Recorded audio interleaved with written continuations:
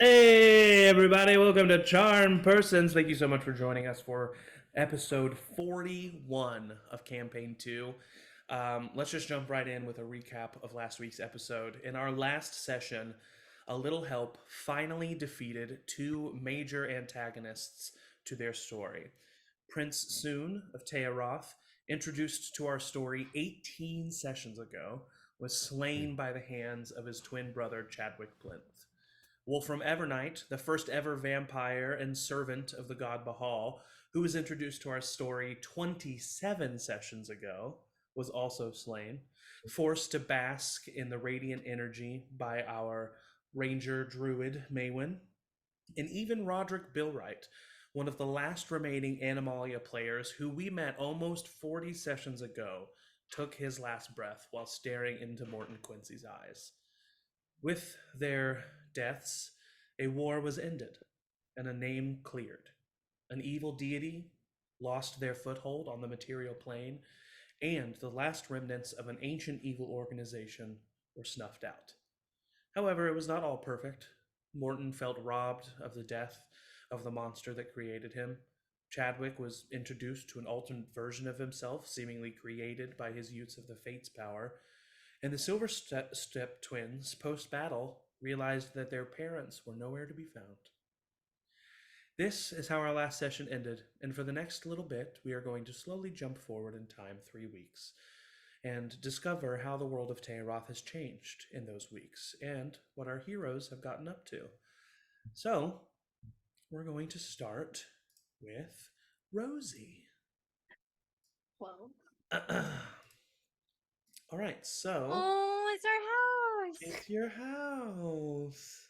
Hello, house. Where is it? Here we go. Okay, so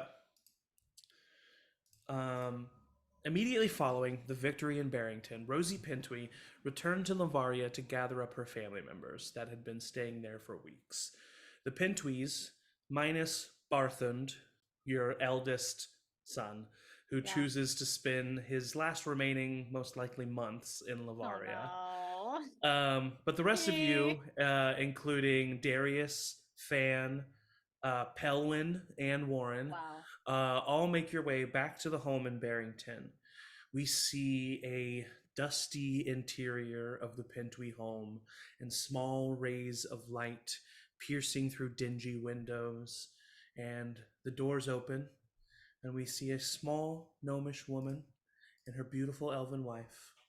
And Rosie, you enter the Pentwee home. You were just here, a day or so ago, but this is your first time really taking it in.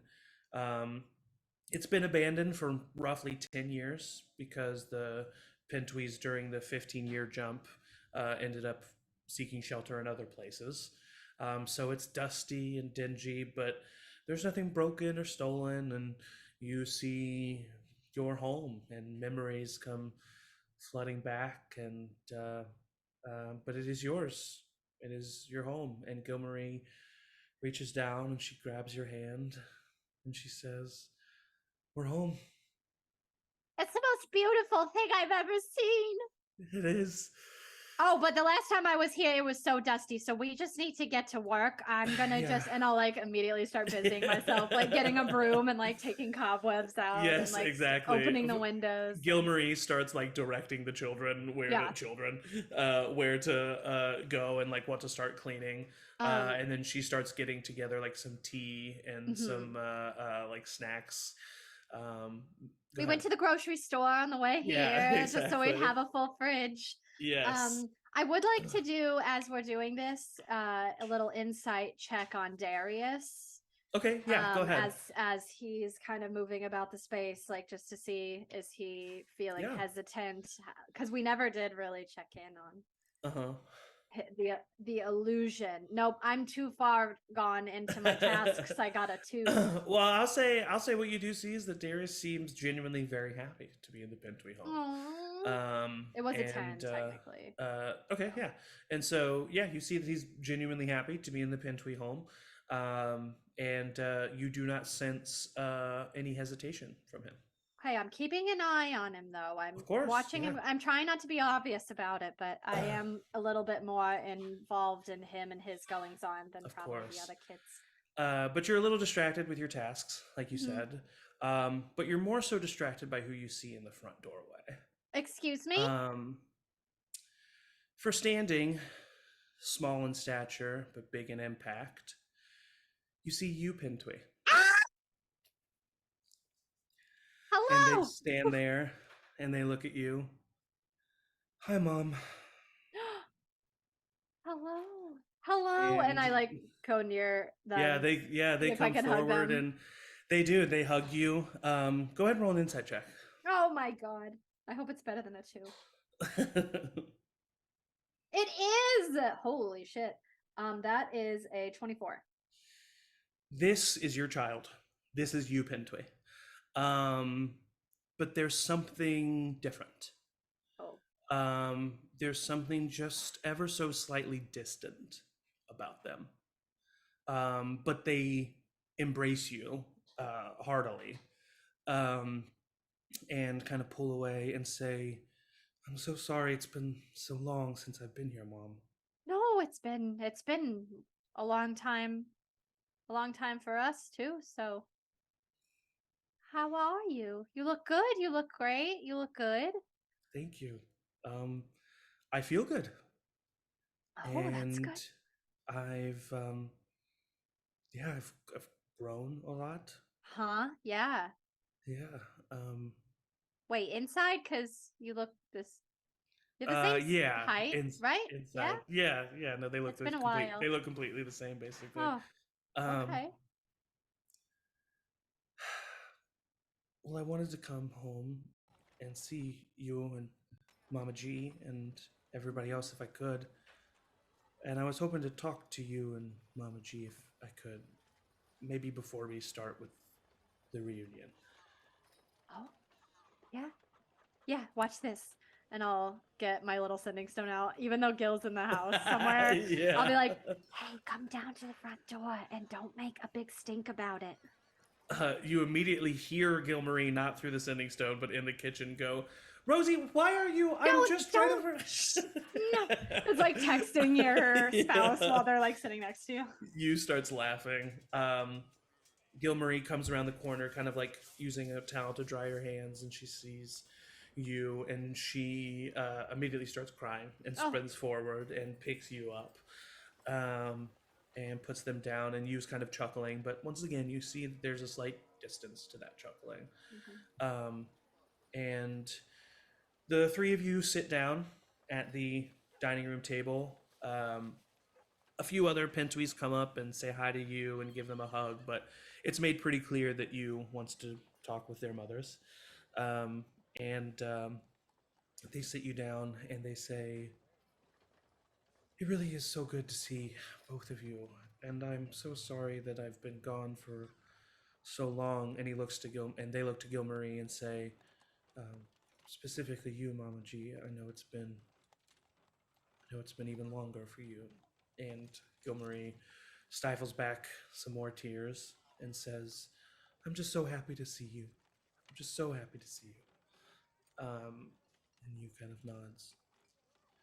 And you looks to you, Rosie, and says, how is everybody else? And a little help. Oh, they're good. They're good. We brought some peace to the continent. So we're pretty. I saw posters with your face on it. Yeah, those not my best look, but you look but great. I was happy with everybody else's. And everybody's okay? You know, we're not without our scars and bruises in and out, but I think we're all going to be okay. I hope you give them my love.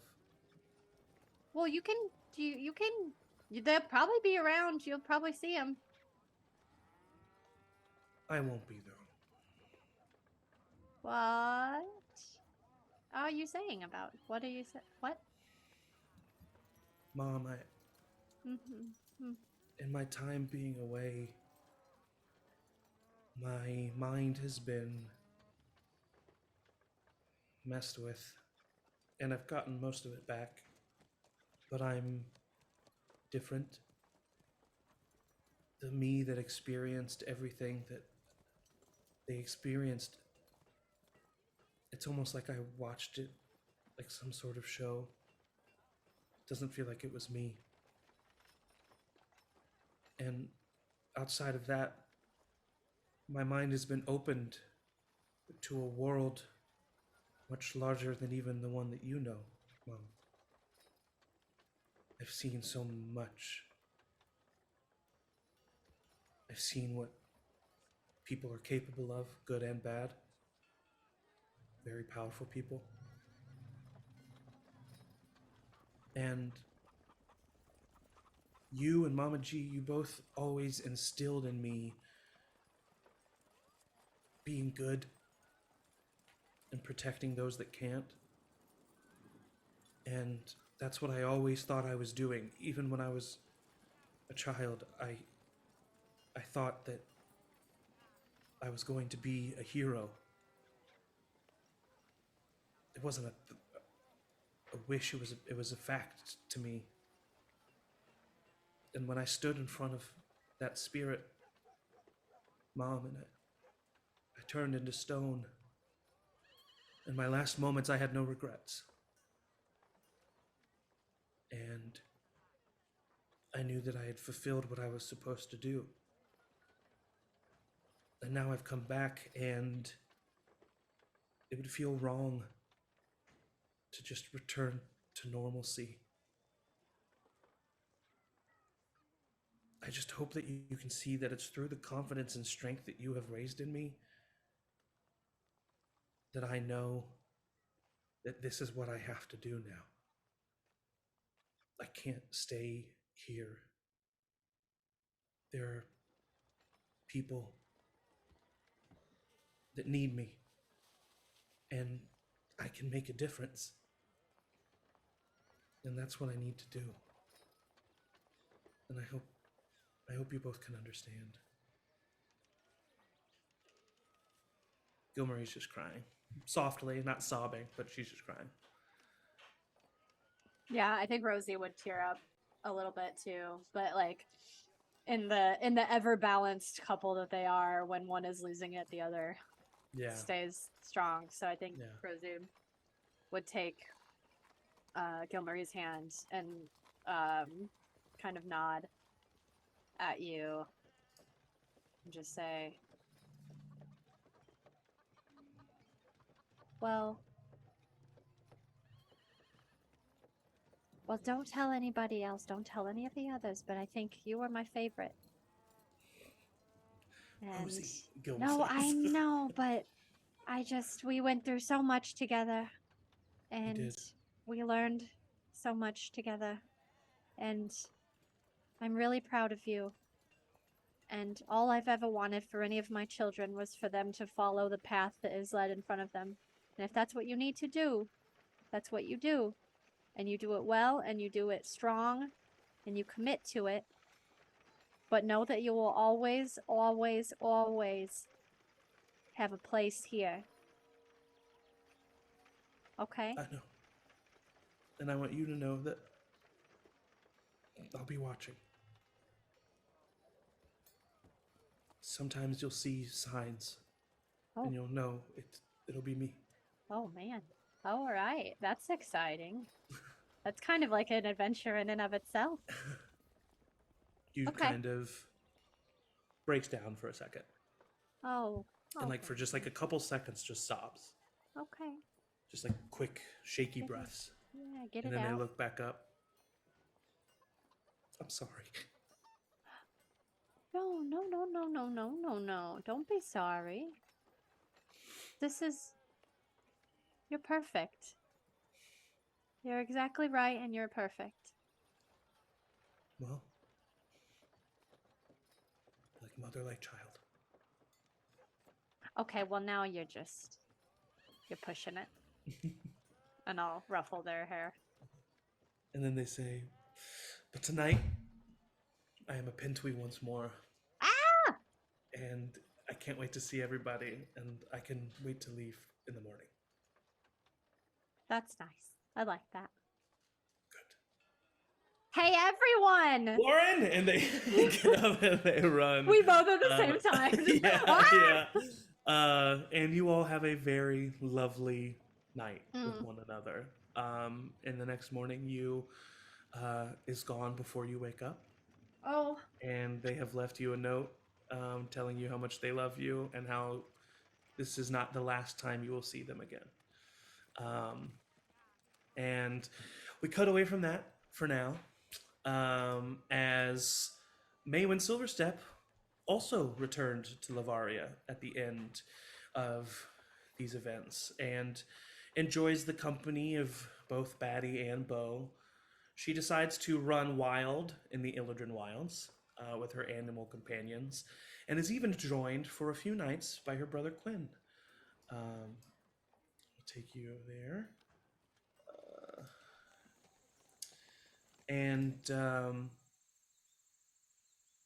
The Illidan Wilds almost welcome Maywin and her brother, and the few days that they are with each other are filled with blissful weather and beautiful wildlife, and the Illidan Wilds almost seem tame while they are there. Towards the end of these few days, we see Maywin and her brother as Quinn begins to pack up his things, and Maywin and Quinn know that they are about to separate from each other on purpose for the first time in years. But before this conversation occurs, I have a question for Eric. While Quinn was with Maywin, did Quinn partake in any dust? No. Okay. So then you find yourselves in this moment. Quinn is packing up his things. And as I said, you know that you are about to separate for the first time. You know you'll see each other again probably relatively soon. Although you have not received the invitations for the celebration in Bayhoff, you've already been hearing words of it.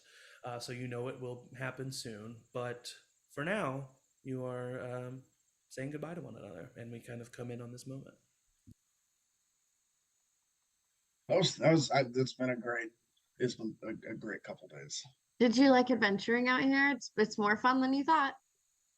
Yeah, no, it was. I had a really good time. It was great. It was the best couple days I've had in a long time. Hey, well, don't do anything stupid, okay? I mean, do you want me to lie to you? No, but I don't want to worry about you. You don't have to. You don't do anything stupid. You see what I'm gonna be doing. Yeah, you're gonna be fine in Lavaria. No, I'll be fine. I'm gonna set up the Wolverine's den. So that's You don't have to worry about me. I'm good. Do you want me to come back a couple of days early and help? Yeah, that would be great. You could put some finishing touches on the place. That would be awesome. Okay. Did we get sending stones? Did we do that?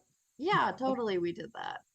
Okay. Yeah. Yes, I will say it's been a couple days. You've gotten them with it this time. Okay. I mean, then if you ever need me, you can check on this. Actually, yeah. I'm gonna give you the teleport sphere that I have, which the other one I believe is in the Wolverine's den. I think we left the other one there. I'm pretty sure. Yeah, I'm pretty sure. So, I mean, if not, it's in your parents' old home and it can be moved there. Yeah. I might have to move it to where I'm gonna be, but I mean, you can use this if you ever get in a jam. Okay, cool. This is weird. This is really weird. I'm very uncomfortable right now. I feel like I'm losing my like a kidney or something. I don't know. You can stay out here. We could both go back a few days early. You could come to Bayhoff. I mean, I will come. I'll come a little bit early, but as much as I love being around everyone, in the past I spent like a lot of my time out here. So like, yeah, it's a lot. I need to be by. We're good, Matt. Okay, hey, shit. We're just gonna keep going. But it's good to see you. I need to be where the people are. I need to be feel the city. Feel the energy of the city. Do you think you're gonna do any Alexander Nightshade stuff? No.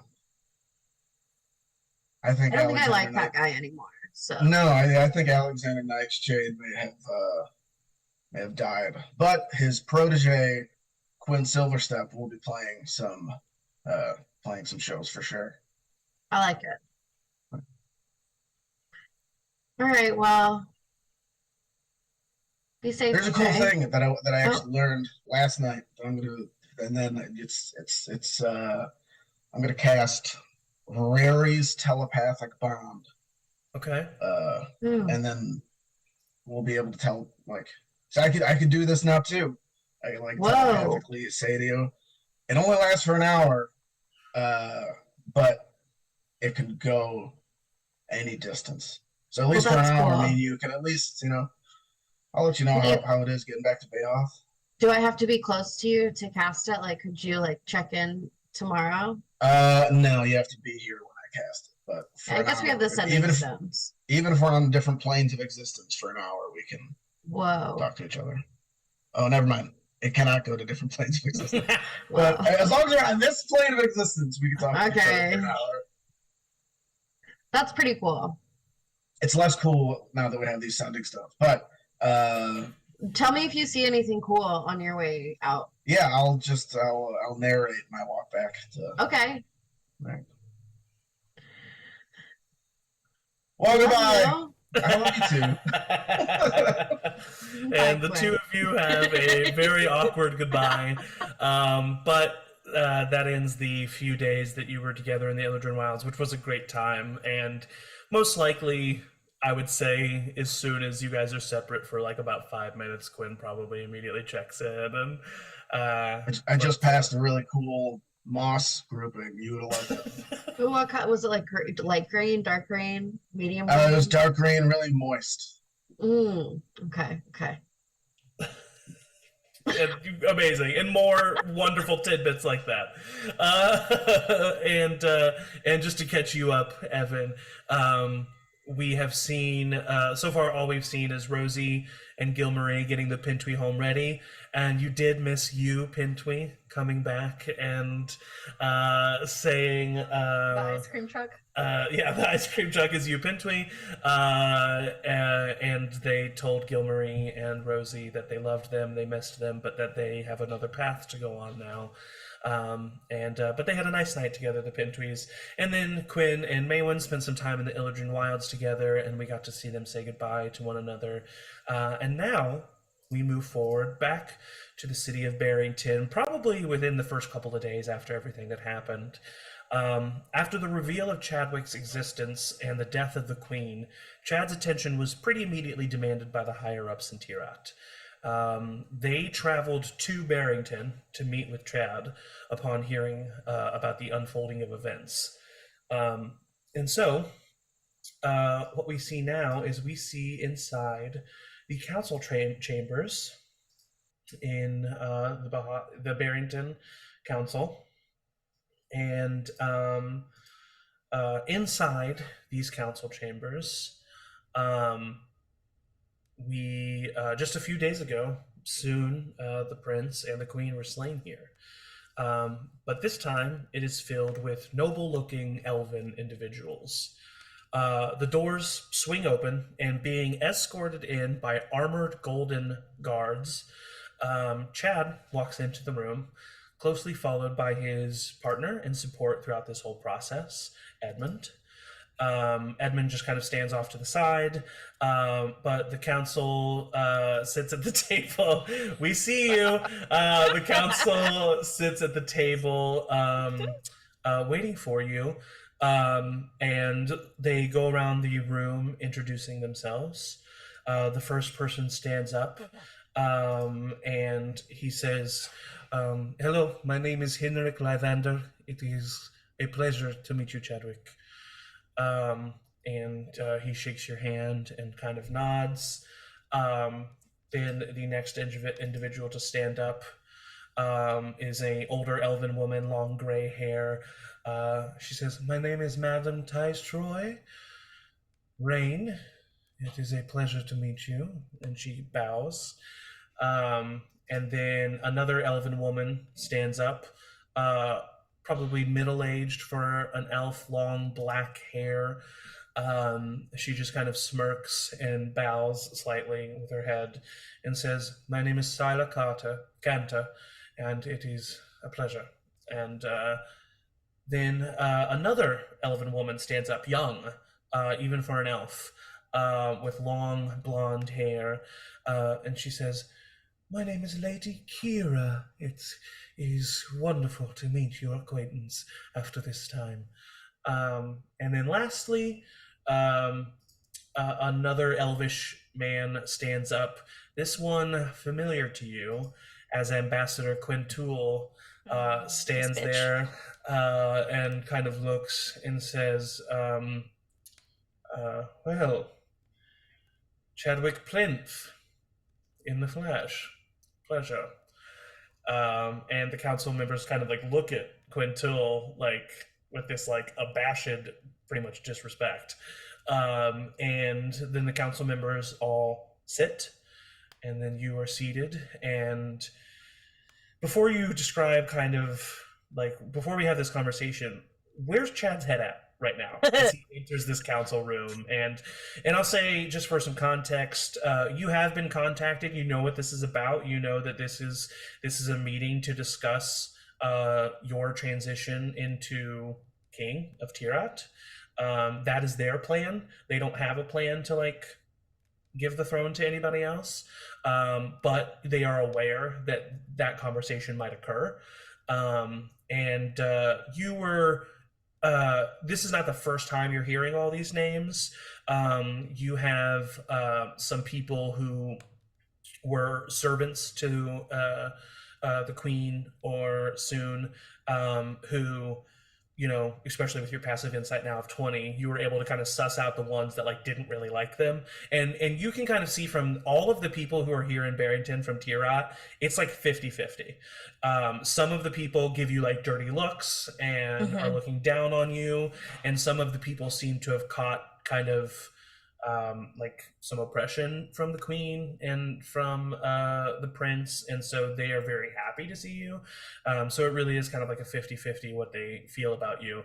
And so you found some servants who were like not on their side, who kind of like fill you in on everything that they know about these people. Henrik, Lyvander, and Madame Tayaroth are the two older council members, or two like longer reigning ones. They've been there for a long time. They were there. They kind of like came on with your father. They were close confidants of your father. And actually, Madame Tayaroth is the one who gives you your father's journal when she first arrives. Okay. And Sila Cantor is known to be kind of mysterious. Not a lot of people like know where she stands. But she demands a lot of respect. She's rumored to be a mage of quite some note. Lady Kira is known to be Tayaroth's just like girl next door. She's like loved by the people. She's like Princess Diana, kind of. As far as what you've heard.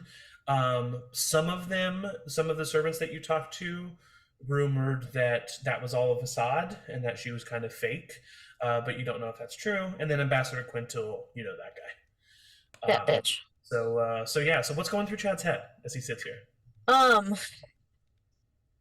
Excellent question. He is very overwhelmed. I think he always knew this was a possibility, but never actually let himself think about what that meant of becoming a king. Yeah. And I think he's definitely like, even over the last couple days, has like put on a facade of like strength and I know what I'm doing and you know, walking with purpose everywhere he goes. But as soon as he's like alone or just with Edmund or just like in for the night, is just like overwhelmed completely and just like doesn't know what to do. but in this moment, confident with the decision, at least that he'll make in this meeting, and the path forward that he wants to start working towards for T-Rat. Amazing. So a moment kind of passes, and you realize, like, it's like a moment of silence. It's awkward. It's filled with tension, and then you like realize, like, oh, I'm the one that needs to speak right now. Oh, cool. Well, first, I want to thank you all for making the journey here, coming here as I get affairs in order, and I'm sure we'll be traveling to T-Rat soon. Apologies if there are customs to start this off that I'm not aware of, but we'll soon become aware of. But for now, I think it's best just to get to the question everyone is waiting for, unless there is a different way to do that.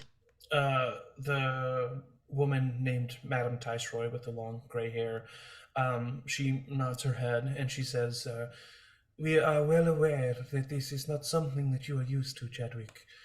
And might I ask, is there a name, Your Majesty, that you prefer to be referred to as is in the eyes of the royals? Chadwick would be preferable, but if Rain does come out, it will not take offense to that. Understood. We will pass that along to the people who should know. And she kind of like says it almost in a question, and other council members nod. And then she says, there is no custom in the way that we run these meetings, as far as the only custom being we listen to the monarch and we provide our services in the best way that we can. And so I suppose, yes, the answer is because we should not dally. We should discuss, are you taking the throne? And everybody kind of leans in. I want to first note that my intentions for the Kingdom of T-Rat is to do what is best for their people and for the kingdom's prosperity, and to right some wrongs that the kingdom has done in either recent or far-off history. And with that, I'm not saying this is a permanent choice, but until it is deemed that there may be someone better, because I do wish the best person to take the throne should. But for now, I will be the King of T-Rat. There's kind of some murmuring, even the guards kind of murmuring to each other. Madam stands up, as do the rest of the council members, and she kind of looks to you and like gestures for you to stand up. Yeah, I kind of do the like, me? Yeah. She looks to you and she says, I, Madam Tayaroth, do so pledge to serve you, my king. And she sits down. And then, I'll like kind of give like a nod of acceptance, be like, is that what I'm supposed to? Like, again, still trying to be confident, but also sure, like she like doing the. You immediately get like a maternal vibe from this woman, and as you like kind of nod in return, she gives you a little wink and sits down. And then Henrik speaks up and he says, I, Henrik Lavender, will serve you, my king. And he sits down.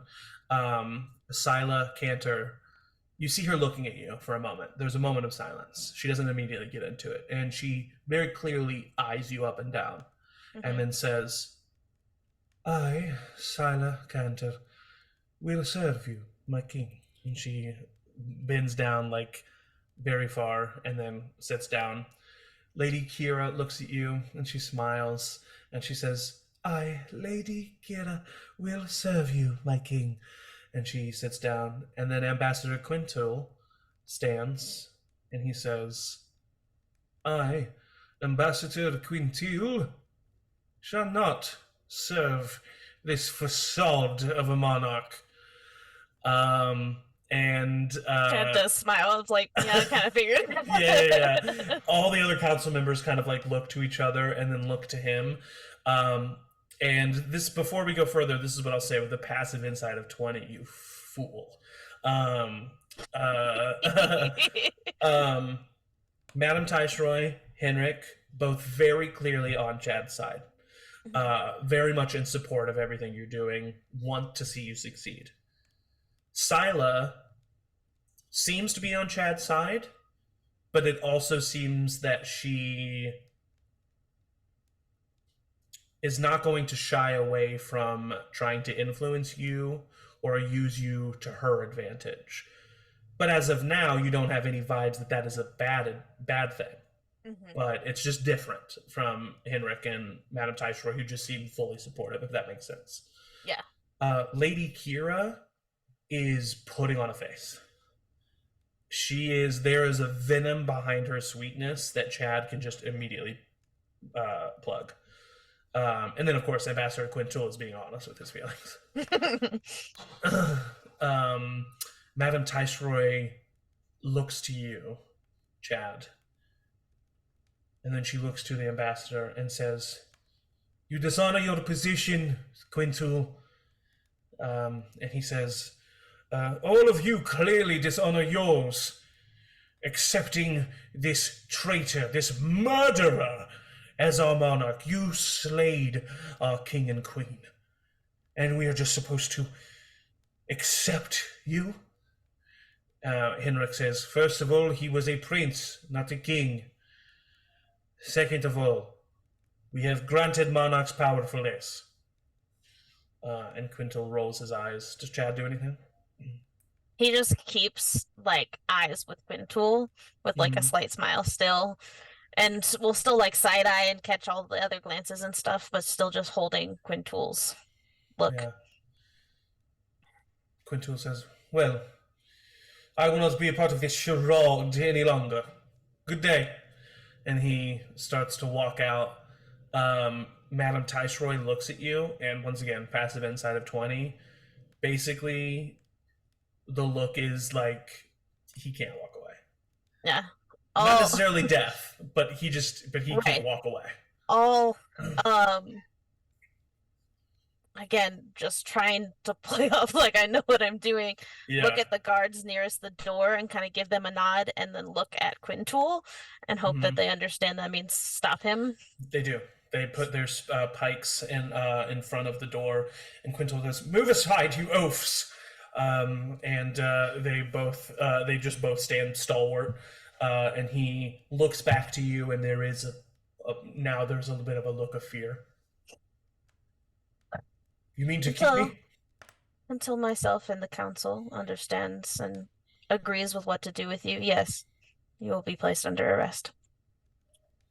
One of the guards who's just standing on the wall steps forward, nods, and immediately like puts Quintul's arms behind his back, and Quintul just like, "This is absurd," as he's like pushed out of the room. Madame Taishroy nods.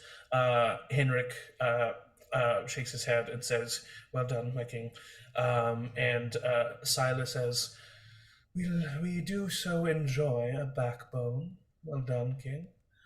And Lady Kira once again fakes a smile and says, "Of course, we must be diligent, yes." And the meeting continues, and Chad kind of unveils his plan for everything, and your want to rule in lieu of a better option, and they start to talk to you about how that can happen. It's briefly kind of like pushed away, but the idea of potentially dismantling the monarchy is brought up. Some people, even some of the people who are on your side, are like, "Yeah, maybe not do that." But it's like approached. And they inform you that they would like you to come to Tayaroth in the coming weeks. When Chad does arrive in Tayaroth, once again, it's The citizens kind of greet him 50-50. Some of them are very happy. They do a good job of kind of culling the audience. So Chad probably usually, especially in the processional, only like sees the people who are like cheering for him. Sure. But yeah, in the next over the weeks, just as far as this is concerned, I would say in 3 weeks' time, nothing has been officially decided yet. So Chad is still considered monarch. But the council, the royal council, tell you that it is not unheard of for a monarch to be a warrior or an adventurer, or especially in the kingdom of Tayaroth, as you eventually learn in these 3 weeks, the kingdom was literally started by a warrior. And so that is something that is known. And so they do tell you, like, when you hear of the potential of like a celebration, they do tell you that they would want to send people with you, but that is not something that they would discourage, as if that would not seem unseemly for you to do something like that. But other than that, it's mainly just like going back and forth, talking about things. You learn about maybe some other nobles in Tayaroth, but there is no one that can be found that is of your bloodline. And so that is an option that is kind of like cut out. But more meetings will be had, and we'll come back to more of that later. So as that continues, we then move over to Gora Hold, as Flint Boulderbender has found himself in Gora Hold, but this time he truly was welcomed as the celebrity that he is. He ate up the limelight and soaked in the praise, and he ended up having a private meeting with Stag Hammerdon, who was Queen Jewel's uncle, who had forsaken his claim on the throne, but in these 3 weeks takes up the title of king since his niece was killed. And Stag really took a special liking to Flint's very specific sense of humor, and the two of you really hit it off. And he actually ended up introducing you to his business business partner, who he left the jewelry store to, and this would be one Iggy Crystal. And we actually are going to zoom in on a moment where you are on your date with Iggy Crystal, as the two of you are meeting. And I will show you a picture of Iggy here. She's fantastic. I wonder who the third is going to end up being. There's Iggy Crystal. And she sits across from you, and you've just finished telling this story of the purple worm and how just with a simple one-word command you got them to leave your party alone. And she's just looking at you with awe. You're not kidding with me? Just one word and it went away. Just one word and it went away, and no one's ever seen it again. Just that's all it takes. Just one word. Wow, you've really seen and done a lot. I have. Do you want more champagne? Oh, please, yes. And in between them, we see a variety of insect and mushroom dishes being shared with some champagne. And she kind of takes the glass after you pour it, and she takes a sip. Flint, I've got to say, I am a little hesitant. I'm confused as to how someone so amazing can still be single. Where's the flags? Where's the red flags I'm supposed to be seeing? I assure you there's no red flags. Of course, I'm an adventurer, and that takes up a lot of my time, and, yes, of course, I'm a proud, devoted father as well, and of course, that is something that takes up time. And of course, it's not, I mean, your beard is buxom and beautiful, and oh, stop it. Thank you. Just the moment I saw you, I thought, I didn't know what to say. It's like, I can say one word to a purple worm, but to you, I don't know what to say other than, wow.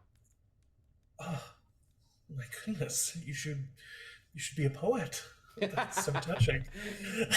I just recently learned what that was, so thank you. Oh, wonderful. Well, you know, I don't mean to imply anything, and she's just like doing that thing where she has the base of the glass and she's just like swirling it, you know. I don't mean to imply anything, but if perhaps you would want to come by the jewelry store and see, I have a collection of fine jewels, you know, there would be no one there. Interesting. No one else would be there? No. We would have a place all to ourselves. Okay, I kind of like that. Okay. I need to set up some boundaries right away. Oh, okay, of course, yeah. And I just want to say that I would prefer there is one more person there. Okay. Okay. It doesn't. You know, I mean, that's really not something that matter. it doesn't really matter who. That's not something I've ever tried before, but you know, I'd be willing. Maybe. Okay. You know, so, actually. Yeah. Let me just. We don't need another person. Okay. Yeah, we don't need another person. Okay. I'm enough, and I can do it. I mean, from what I can see, you are more than enough. All right, let's go. Check, please. Flint ends up having a wonderful evening. Confidence is instilled, if not returned. And Flint just continues to enjoy his time in Gorehold, being a celebrity, doing some research that I have sent him separately, but he does. He also reads some books, as did Chad. But for now, we are going to cut away from Flint Boulderbender, back to another one of the twins. Quinn Silverstep has decided to return to Bayhoth after partying with his sister in the Illigen Wilds. Quinn was given the deed for the Wolverine's Den thanks to Priva Rockstone, and a cleanup crew was provided to get it into good shape. And pretty immediately, Quinn was able to get a few gigs around town, and always sold out at these shows. And Eric, I need you to roll a D100 twice and take the higher of the two results. Okay. As soon as I step out of the teleportation circle, I do say the prodigal son has returned. Okay. Just a little fun thing. Of course. Yeah. 50. Just the first one, 50 even. Okay. Second one, 83. 83, add a 0, 830 gold is made from these concerts that you perform in Bayhoth. So 3 weeks time definitely make some good money. And Quinn was also joined by Sydney Fernbloom. The Tiny Helpers have taken a little break from each other just for now, and so Sydney joins Quinn in Bayhoth. But currently, we see Quinn sitting at the bar in the Wolverine's Den. The bar is empty other than these two figures, but we see Quinn sitting there with a familiar face, Morton Quincy's brother, Malachi. And the two of you have been sharing a drink. And Malachi takes a sip and he kind of puts down his cup and he says, I don't know.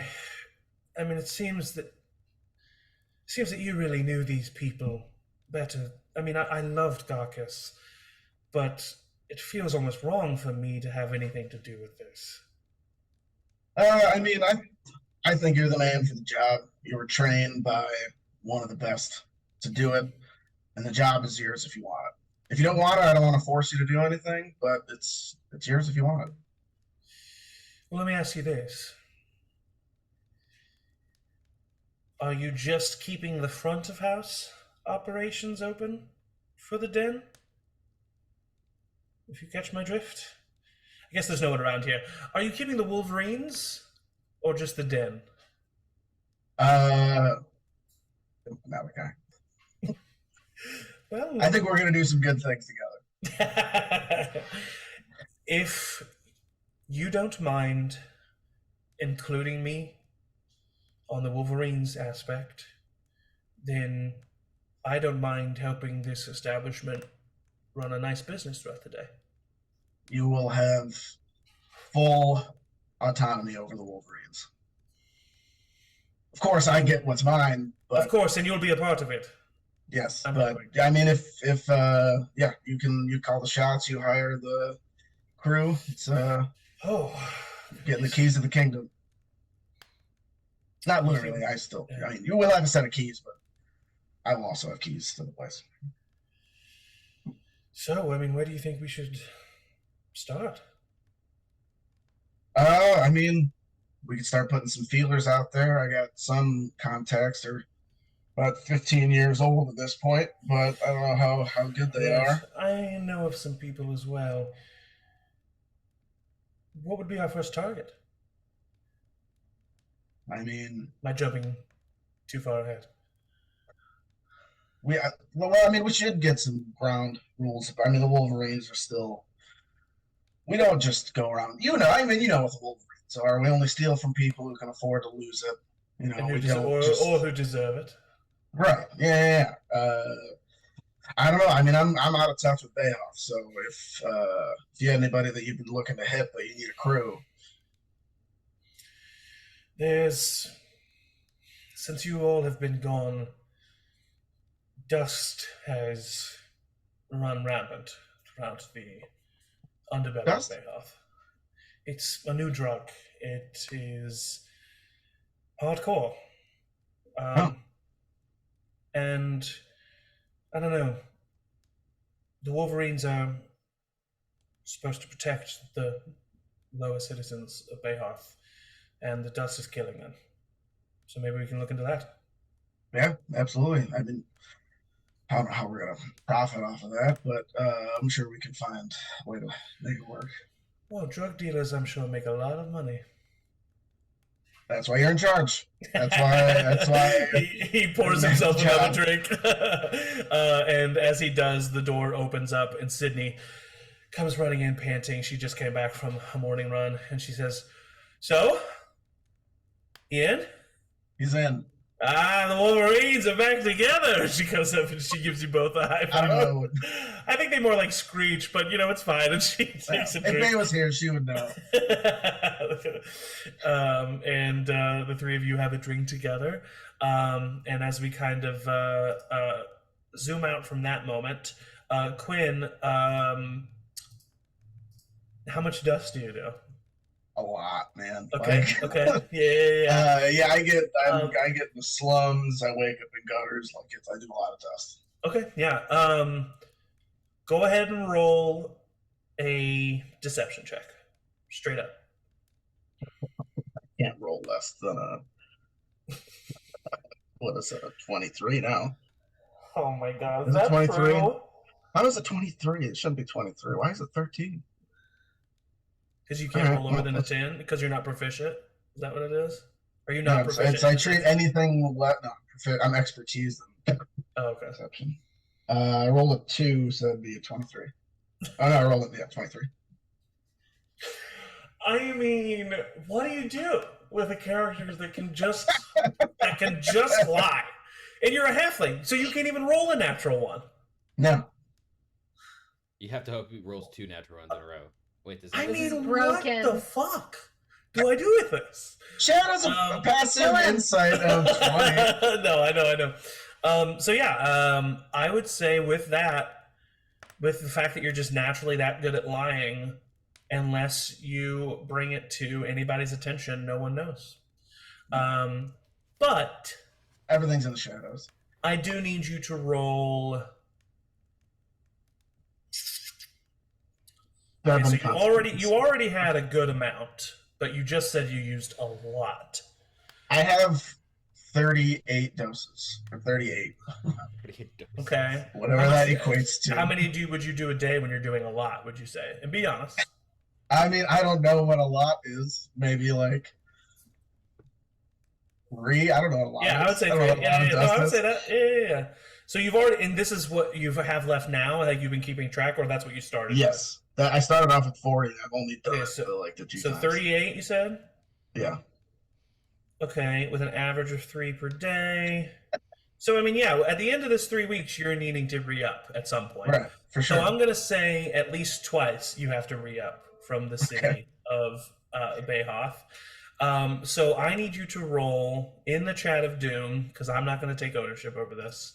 I need you to roll a D100. Okay. And there is at this point, 15% chance that you get the bad dust. Right. TPK during player 3 weeks off. Yeah! During peacetime. Quinn just doesn't show up, and we're like, where is he? So go ahead and roll D100 one time. Okay, 71. You got some good, some better stuff. Good stuff. All right, roll it again. Some primo dust, man. 86. Oh. He's good. I know good dust people. I'm only getting the best stuff. Yeah. No, that's true. That makes sense. Anyway, as we move away from that horror show, we stay. How much dust do I still have? Okay, that's a good question. I'll say every time you can get, because you have a good chunk of money too. By the way, because I said this to my players off stream, you've all gained 5,000 gold. What I'm going to say is you start today's session when we get back in real time with having gained 5,000 gold. Anything that you got in these 3 weeks, sending stones, dust, whatever, is just like you've made that back up. Like you don't have to count that stuff. Anything that you've gotten within these 3 weeks, you don't really have to count within that 5,000 gold. But like whatever you did spend, you end up with 5,000 gold, if that makes sense. So whatever you had in the last session, add 5,000 gold to it, and there you go. Anyway. What was I saying? Oh, yes, we stay in the city of, oh wait, no, how much you have, sorry. So you're able to get a good amount when you re-up, so I would say 10. Got 10? I buy in bulk. Okay. Yeah, that's 10. That's a lot. Anything else you're like dealing with big players. You just want to make me buy more. Yeah, I do. Yeah, for sure. Okay, so we stay in the city of Barrington, or in the city of Bayhoth, because Morton was devastated by the fact that that one of Wolfram's last acts was controlling Morton once more. He hated that he felt the touch of his control again. So, in a quest of aggressive vengeance, Morton used Wolfram's sending stone and his general base of knowledge on Wolfram's remaining followers to gather Wolfram's remaining followers in Wolfram's Manor in Bayhoth. And before they could realize the ruse that Morton had set up for them, Morton burned the manor to the ground, with Wolfram's remaining followers that he knows of in the building, all perishing inside the fiery blaze. We see Morton now slinking away into darkness as the fire rages behind him, poetically symbolizing the rage that he feels. And suddenly, Morton, you see a figure in front of you, stepping out of the alleyway. And before you have a chance to react a little bit too aggressively, he pretty much immediately pulls his hood down, and you see your brother, Malachi, standing there. Morton, hello. How are you doing? He looks over your shoulder. I think the question is, how are you doing, big brother? Not great. How long have you been in town? Got in, 2 days ago, maybe? How long did I get? Was this the same day? Yeah, I'm gonna say that this is no, this is not the same day. I'm gonna say because you had a teleportation circle, so you probably got there like a day or two after the events, and then you went to Wolfram's Manor, gathered all the information that you gathered from Wolfram's Manor, probably had to not necessarily almost like Home Alone Wolfram's Manor, so that like exits were sealed and stuff like that. Like you had to prepare the house to capture a bunch of people in it. So you were probably in Bayhoff for probably 5 days. 5 or so days. Had to make sure everything was in order. And when were you planning on seeing me? Pretty much now, but not exactly right here. Were you planning on seeing me, brother? Well, yes. Not a monster. I know you're not a monster, but I'm worried about you. You just created a controlled blaze. Yeah, well, I've done worse under the control of the former owner of that house, so controlled is better than, burning the whole city down. Can I help you in any way? I see you have a satchel there. Looks like books. Yes, I'm trying to get rid of the last remnants of Wolfram from myself. He had some books on it, and scrolls and things, and gathered all that I could, along with some potion materials or anything that I can find. But well, maybe I can help you with that. But with what? Research. Don't you have your Wolverines? Yes, I your do. Own? During the day, I just run a tavern. There's time that I have to myself. I don't know. 15 years was a long time, brother. Try not to make it that long again. No. Should I know it's odd, but should we see the old house?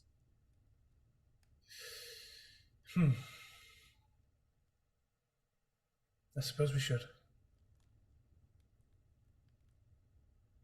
Well, Right. the other way. Yeah. And you begin leading him. And over your next few weeks, you pour into Wolfram's research, finding out the information that you do. You do find the option to be cured of this specific type of vampirism. One way being a wish spell, and the other way being a much more complicated process that I will allow you to be privy to for this time. Yeah. And as he is walking with you, Malachi hands you a scroll, and he says, "Oh, I received this for you, by the way." And on the scroll is a invitation. Uh-oh. And I will read it for the stream, and also you if you can't read it. To the esteemed members of A Little Help, you have been cordially invited to the Bahathian Grand Council Hall for a celebration in your honor. Your recent deeds as war enders and vampire slayers should and will be praised throughout Tayaroth. Bahoth was spared potentially thousands of young lives by your actions. The least that our Grand Empire can do is honor its heroes. Please join us on Doomsday the 15th of Tiraman for a grand ball in your honor at sunset. The next day there will be a festival in your honor where goods will be sold, drinks will be shared, and stories heralded. We also invite you to a dinner with notable figures from all around Tayaroth on the evening of the 16th. We do so hope to see you soon. Chancellor Rupert Corinth, on behalf of the Bahathian Council. It's nice that it read itself. I didn't have to read it at all. Interesting magic. No, well, fancy people can buy fancy things. I never met Rupert, but I did meet. Oh, you know who I never checked in on, as if Malachi knows. There was do you remember that Samuel Northern? Do you remember him? He worked in the. Yes, he spent the last few days in the gallows. Oh, they executed him.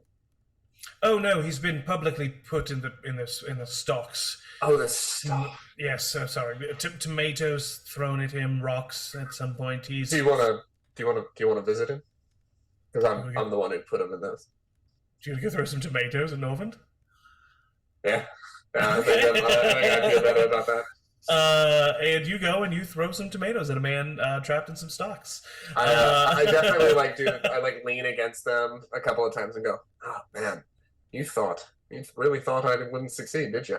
Yeah, and he's like barely conscious and just like crying every once in a while. I use my ability or my stuff that I like research to like make him like wake up a little bit, just be like, it's like give him some smelling salts so he just experiences that much more. No, you know what? I give him dust. Oh, I give him dust. I make him addicted to dust. All right, we're moving on. We're moving on. It's too dark. It's too dark. I don't do that. Don't waste good dust, man. All right. Well, for now. We cut back to the city of Barrington, and we find specifically we're here at the central point of the city, known as Dune's Pasture. And in this mini nature preserve, we see a tower looming over a grassy plain. At the base of this tower is a gorgeous temple made of light stone and gold etchings that reflect the sunlight in a showering sparkle. This is Dune's Scepter. You've been here a few times before, Rosie, as this is one of the most religious and higher class temples in all of Tayaroth. However, today you are welcomed with open arms. You are greeted at the tall golden archway entrance by a familiar face. Here you see Archbishop Gwendola Barron. She is the Archbishop of Dune's Faith, and you've met her once before in the ceremony where you were given the title of deacon. And she sees you coming up the steps to Dune's Scepter. Gilmarine is with you, but just following kind of like respectfully a little bit behind, but not in a weird way. Just like, this is your thing, but she's just here for support. And Gwendola looks down at you and says, "Yes, Deacon Rosie, it is very good to see you." Hello, Archbishop. It's good to see you again. Thank you. It's an honor for you to remember me. Oh, well, I must admit, I definitely was reminded over the last few days after hearing of your deeds and with your friends. Oh, yes. Yes, thank you. Oh boy, I'm nervous. Don't be nervous. Dune's Light led you here. Dune's Light will make you feel at home. I've been told that you have requested some privacy at the altar. Yes, that would be lovely. It's the least we can do for someone who freed the city from the oppression of the kingdom. Thank you for what you did. Well, in the grand scheme of things, I did very little. But as with all things, we need friends and we need help, a little help even. That was our name. Oh gosh, okay, this is going really well. It's going just fine, and I somehow doubt that you didn't do anything. She gives you a wink. And she leads you inside, and she takes you inside this, basically you're at the base of the tower that looms high above, and there are no levels to this tower. This tower is completely hollow, with different statues and murals and etchings all along the wall, all the way up to the top of the tower, 100 feet in the air. And so you step into this, you swear you can hear your exhale being echoed back to you in this huge antechamber. And she takes you to the very center at the base of this circular tower, where there is an altar that is basically just a large slab of gold with a sun etched into it. And she gestures you over to the altar and she says, "Take as much time as you need." And she nods and then walks away. Is Gilmarie in here too, or no? She is right on the inside of the doorway, but she did not come into the tower. Okay, good. Cool. Yeah, I'll take a deep breath and I'll like kneel on the gold altar and just like tear up just a little bit, but like take a deep breath. Yeah. And even before you start doing anything, you can feel Dune's presence more than you have in quite some time. Not the most you ever have, but yeah, it's just even being in here, you feel Dune's presence. Yeah, well then with that I would like try to call to him. And as you do, your vision fades from you and you just see white. And then you start to feel a slight breeze as the hair tickles your chin, and you hear birds calling, summer insects, and you hear the sounds of a bubbling stream. And you look up from the stream and you see a figure standing there, somewhat androgynous looking, a just regular white long sleeve shirt with the sleeves rolled up, hanging over simple looking brown slacks that travel to about a little bit below mid shin length, barefoot from there. Their face seems to almost shift as you look at it. You can't quite, it's not eerie and it's not uncomfortable, but you can't quite, it's almost as if it's like constantly blurry, constantly trainy. You can't quite make out what it looks like. But it still greets you with a warm smile, that much you can tell. And then you hear a simple voice. Hi, Rosie. Hello? Come on, step forward. Come here. It's good to see you. Are you Dune? Yeah, I'm a form of myself, I guess you could say. Something that maybe is a little bit easier for you to digest. Oh. I was gonna say I like the regionalism. I haven't heard this one before. Yeah. I'm sorry I've been so distant from you, Rosie. Well, what's up? What's going on? How have you been? Is that I don't know, is that a question that you get a lot? No. That is not a question I get a lot. Surprisingly, people seem to be a little bit more worried about themselves. Rightfully so, I understand it. Oh. But I'm tired, Rosie. I'm real tired. I've been fighting for a long time. And I know you've been discovering a lot about yourself and your friends these past few weeks. I know you got a lot of questions. And I'm hoping many questions. I'm hoping that here I can finally answer them. You see, I've been spread thin, Rosie, after millennia of fighting. And here I'm strong.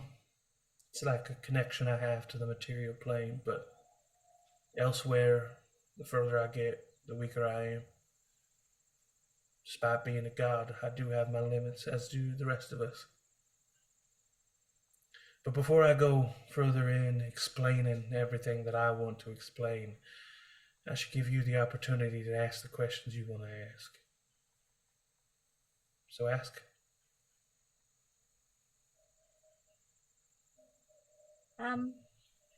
Okay, well, just right off the bat, first and foremost, last time we talked, you had said that I was gonna have to kill you. I'm sorry that it came across like that. When I'm at my weakest, it can be hard to communicate. And the idea is relatively the same, but kill is a harsh word for it. You see, Rosie, your philosophers and your scholars and your people who have read my texts and the texts of the other gods, they were corrected a lot. But in the prophecy, they were wrong. You see, we do not want to unbanish those who have been. Rosie, I firmly believe that for Tayaroth to prosper in the way that it deserves to, that we should all be banished. All of us, including myself. No gods? No gods. A godless world? Well, Rosie, it wouldn't be godless. Because we have brought so much chaos and destruction and terror to Tayaroth, whether it be through actual conjuration, like some of my more naughty brethren, or it's come through happenstance of us trying to fight that evil.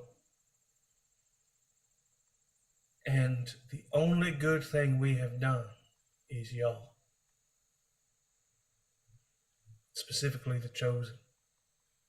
You emulate everything we wanted. Tayaroth needs to be led by humanity, not gods. And you see, our lives are different than yours, Rosie. You can't really kill us. And we wouldn't be gone forever. And not even gone completely. But Tayaroth needs a chance to lead itself, to be without us. But it can't do that if we don't leave behind those to protect the innocent, to still teach our morals. That is why you were chosen, Rosie. It is not to bring anybody back. It is to be the symbol of good when we are gone.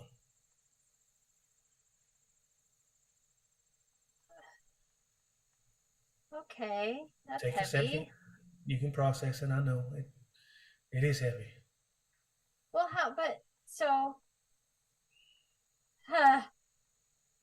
oh, okay. Okay. So then, okay.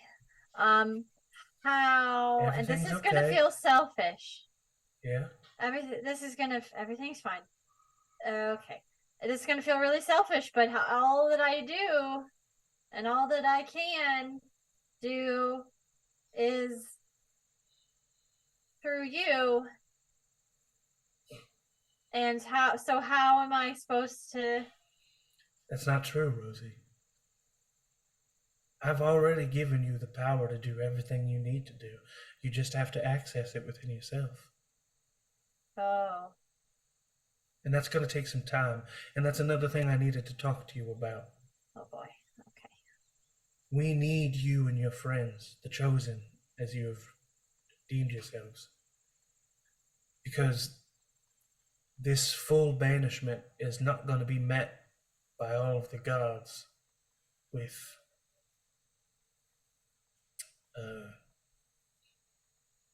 kindness. Some of them are going to fight back. That makes sense. And we'll need strong heroes to enforce what we're trying to create here. A world where good is good just to be good, and not because it's afraid of a punishment. Because threatening consequence only dilutes the good that comes as a result.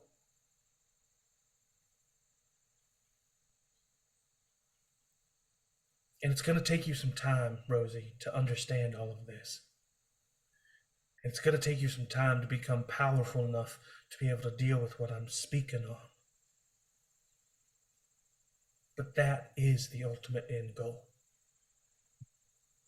But for now, all I require from you is just doing what you're doing. Protecting those that need it, spreading light in the way that you do. But Rosie, I also need you to become more powerful. I need you to be ready for the tests ahead, and I know I'm asking so much of you, and it's not fair. And you don't see tears, but you feel them almost in a weird way. I never wanted all of this to fall on the shoulders of our creations, but nevertheless it has. And we need those who are strong to hold up the mantle of what truly matters. And I know what you have, Rosie. And I know what you'd be sacrificing by dedicating your life to this. But I ask it of you because it takes someone strong to do that, to handle that kind of sacrifice. And like I said, time works differently for me. It's not like you're going to be only adventuring or fighting on my behalf 24/7. No, there's going to be times of levity, times of peace, times where you have to restore your sanity in order to be able to continue. But there always needs to be forward progression in the end. Because the time will come when we need you and your kin and those that you have befriended. Because without all y'all, when we leave, the world will be thrown into utter chaos. And I don't want to have to make this world dependent on us. It's been dependent on us for too long, and we see the results. And the results are corrupted magics and vilified people and hurt and pain. I want to see a chance of what the world could look like, because they're forced to work together, because that's all there is. I hope you can understand, Rosie, what I'm speaking on. At least enough to not be afraid or be angry.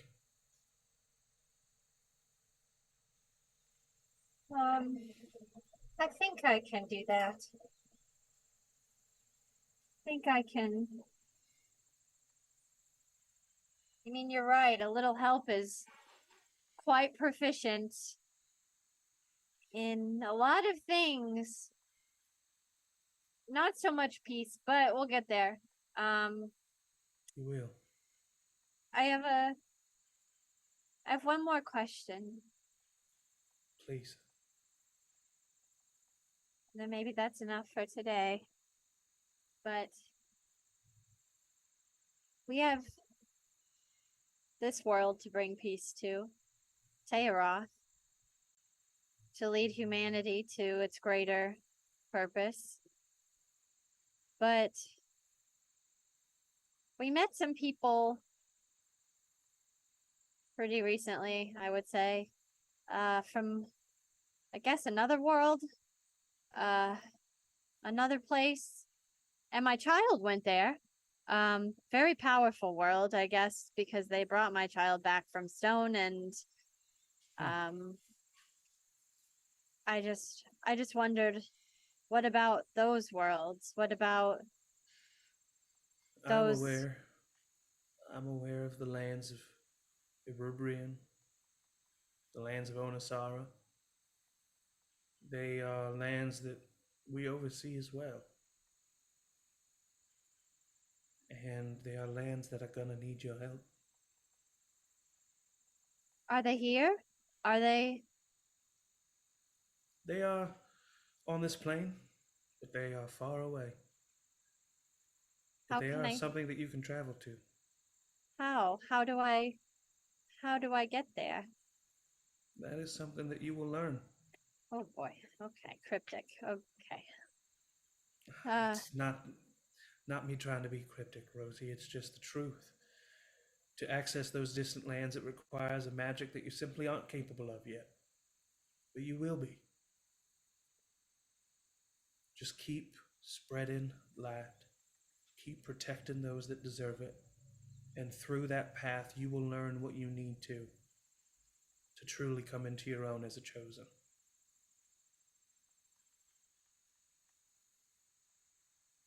Okay. You, through what happened to you, they kind of just sped up that process. And they are on that journey now. Oh yeah, I'm so proud of them. You should be. And soon, probably not as soon as you think, but soon, that'll be you.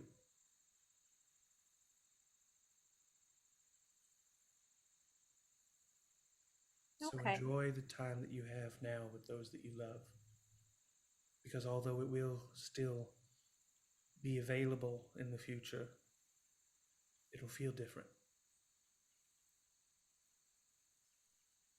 Knowledge is a powerful thing, but the more you know about, the less you truly know about one specific thing.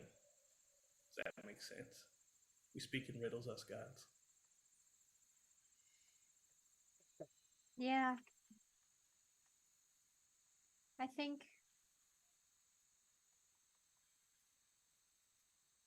it'll all be okay. I think with people like you, Rosie, it can't be anything but.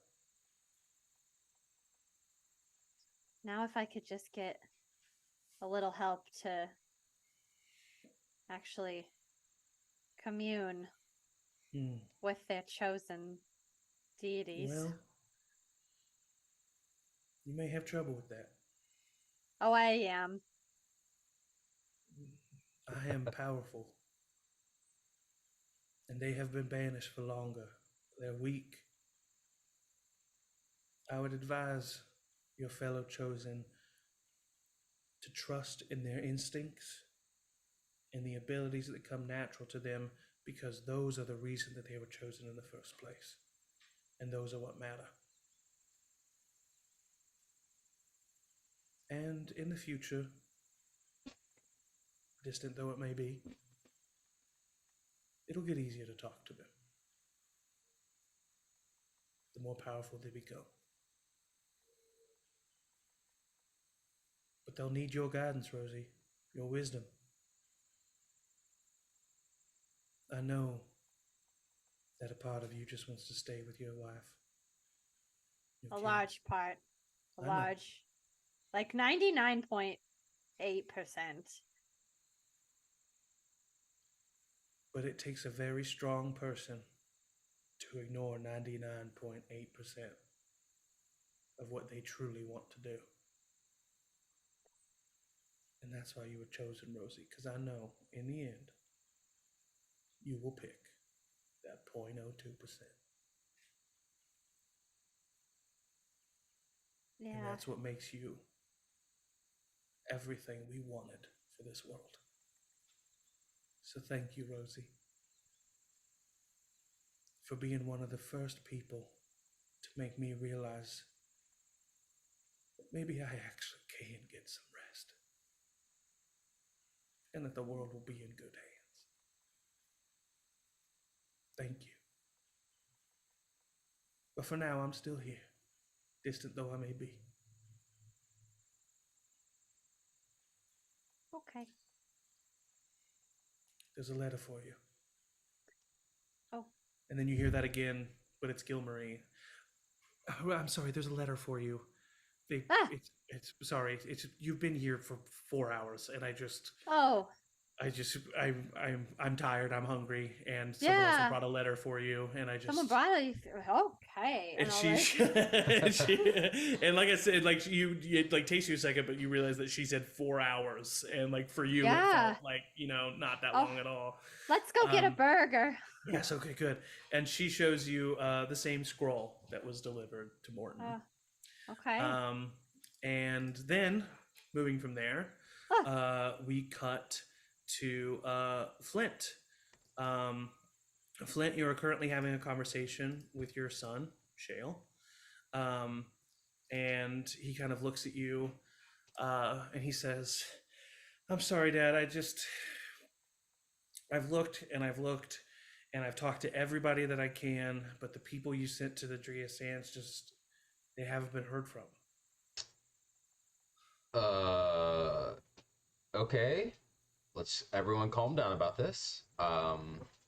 He looks around the room where it's just the two of you. Everybody calm down. That's bad. I don't want to be responsible for sending people to their disappearance. So, yikes. What do you think we should do, son? This is a good experience for you in times of trouble to figure out what to do as an adventurer.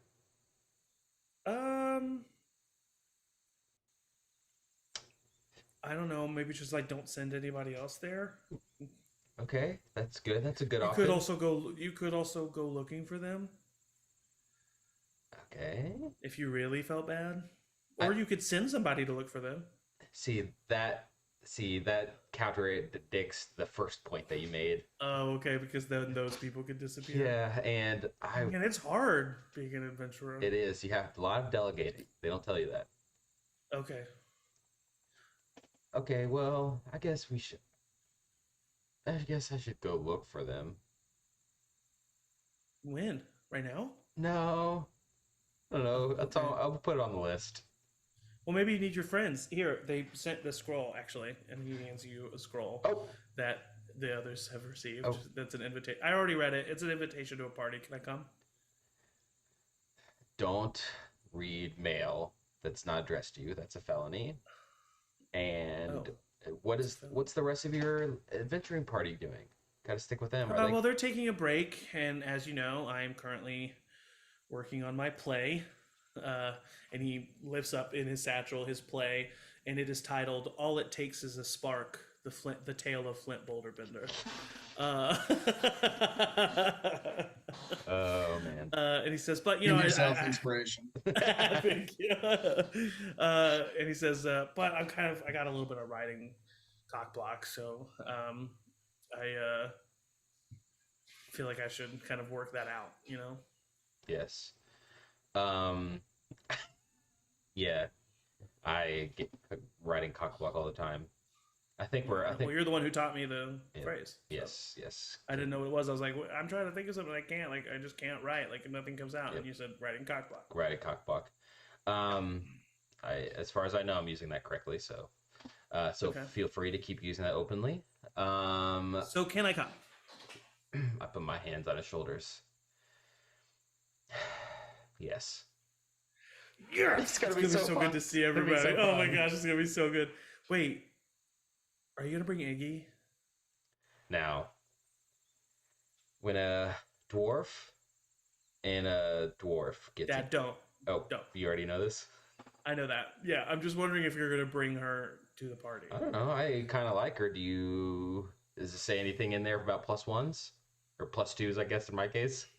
No, but I think you're like the savior of the realm or whatever. Okay. Yeah. What do you think about Iggy? I think that she's cool. I think that she's young for you a little bit. Okay. But not too young, but like, I don't know, just like right on the edge of too young, I think. Well, I've certainly gone through my phases. And maybe we're just swimming. And it's not like weird, like you're not going to get arrested. I'm not going to. And as an adventure, you guys met each other as adults, Yeah, it's not like it. Yeah. Okay. Yeah. And she treats you well and everything. I mean, she's super. Yeah, I mean, when we were in school together, she was always very nice to me, and I think that she's really continued that trend outside of school.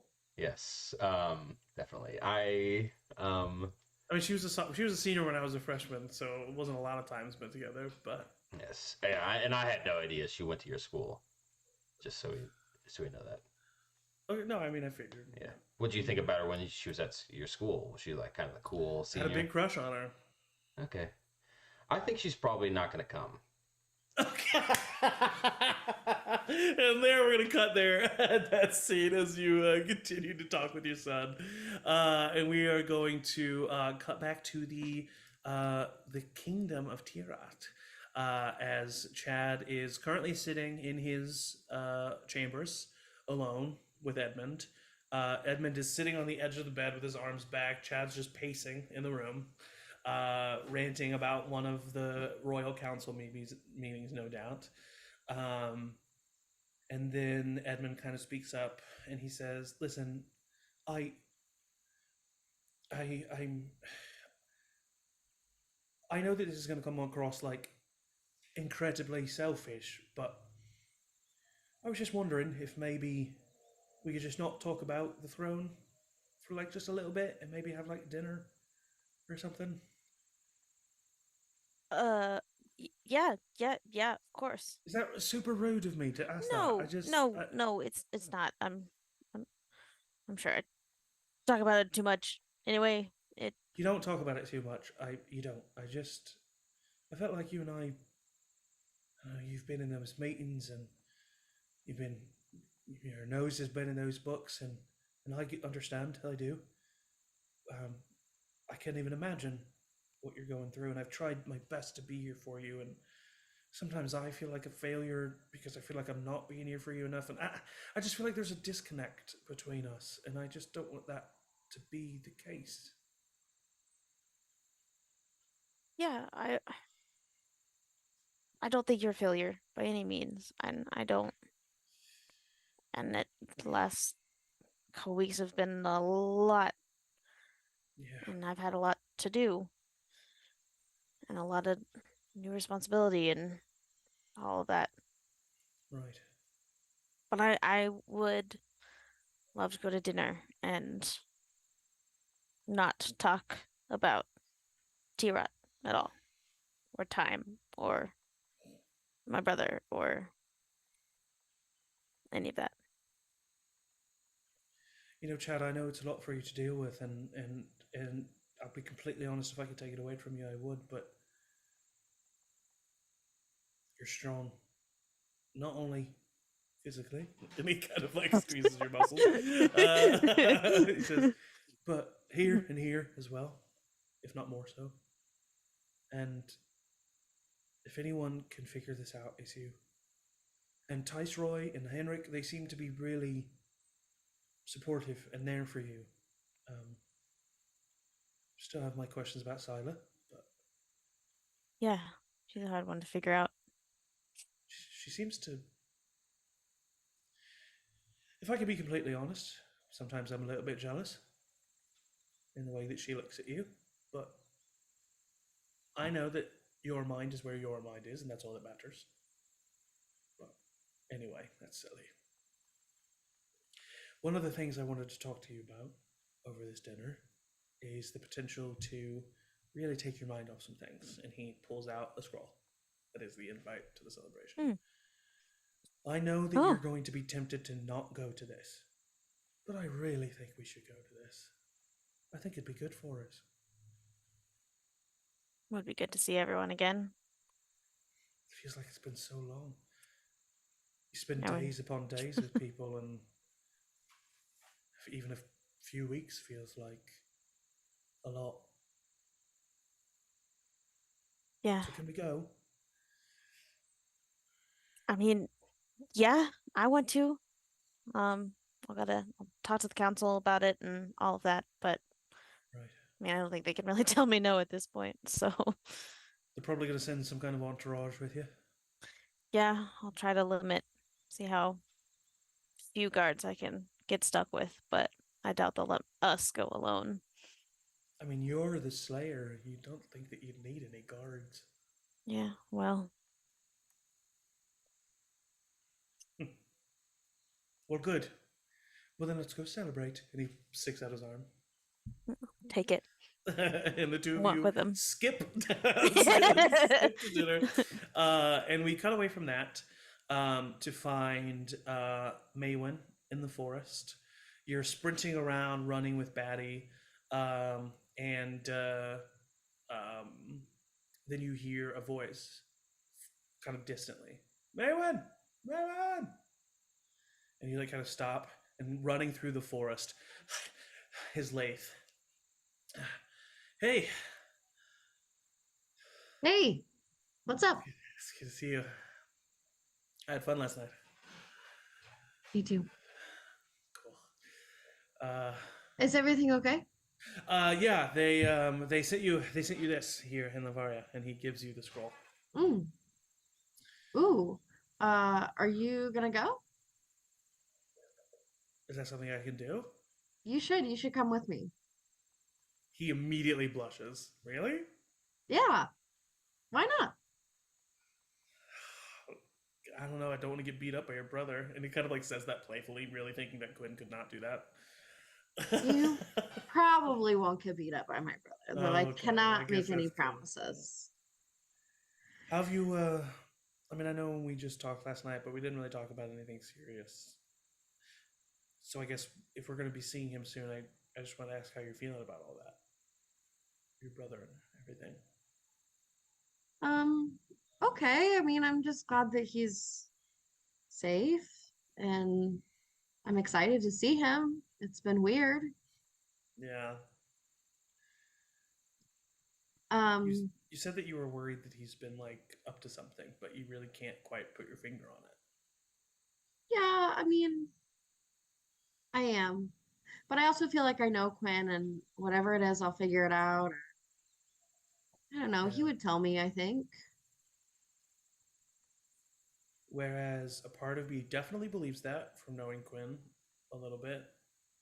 I also feel like I'd be remiss to say that people do change. Yeah, I mean, I know that sometimes Quinn can be a little bit like defensive or like weird about money, but like Quinn's a good guy. Quinn's always been a good guy. I'm not worried that I don't He's know. good to you. Should I be worried? Quinn seems genuinely awesome. But I just feel like he's, I don't know. Feels like his focus is always elsewhere. That's true. But I would really like to get to know him more, and maybe I'm getting the wrong vibe, and I definitely would never want to come in between you two. So if I'm saying anything out of pocket, please tell me. But I just No, I mean, I've come to care about you in these last few weeks, and just wanted to be honest. And he blushes. I mean, honestly, I'm excited for you and Quinn to get to know each other a little bit better. So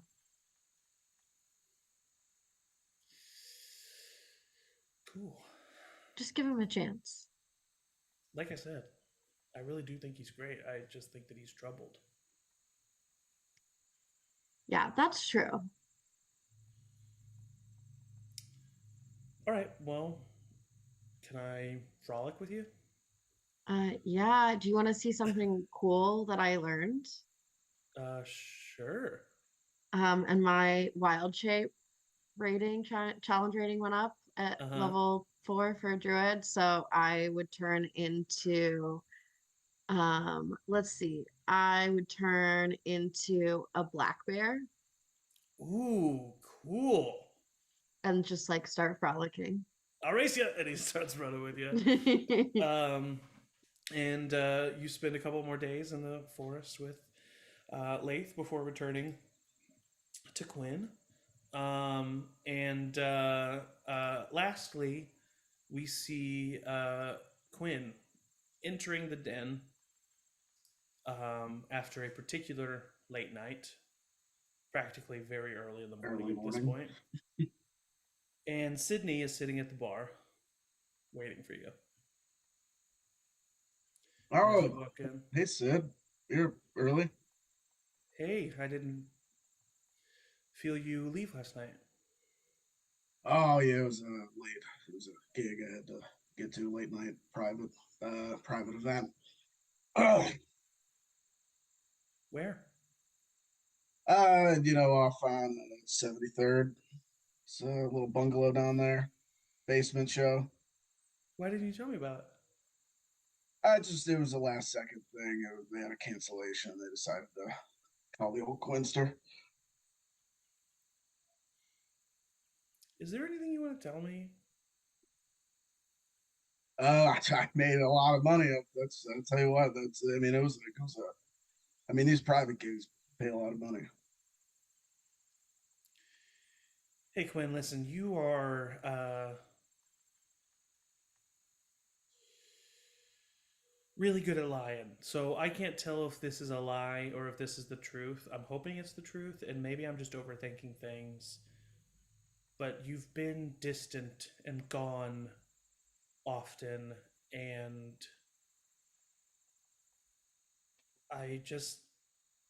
if you don't want me here, or if there's someone else, just tell me. I want you here. It's busy. I haven't had time not dealing with gods and prophecies and a long time just kind of letting off some steam. Okay, yeah, I get it. I don't want to be overbearing. No, I'm just kicking the dust off this old saxophone. Okay. All right. Cool. Well, this was left for you. And she slides over the scroll on the bar, and then she just kind of gets up and walks upstairs. You want some breakfast? I already ate. All right. And you read the scroll, and it is an invite to the celebration for a little help, where we now find ourselves. Exactly 3 weeks later. Did you choose 3 weeks just so you could use that? No, I literally Googled it today, and there happened to be one, and I was very thankful. Amazing, so fantastic. So we will pick up after our little bio break at the celebration for a little help, and we might hear a little bit more upon the entrance of our characters, what they got up to, but. Generally, it has been a time of peace and a time of character growth for our characters these past few weeks. So stand up, stretch, get some water, but stay tuned because we're not going anywhere. Okay, Matt, do it. Hey, that's me.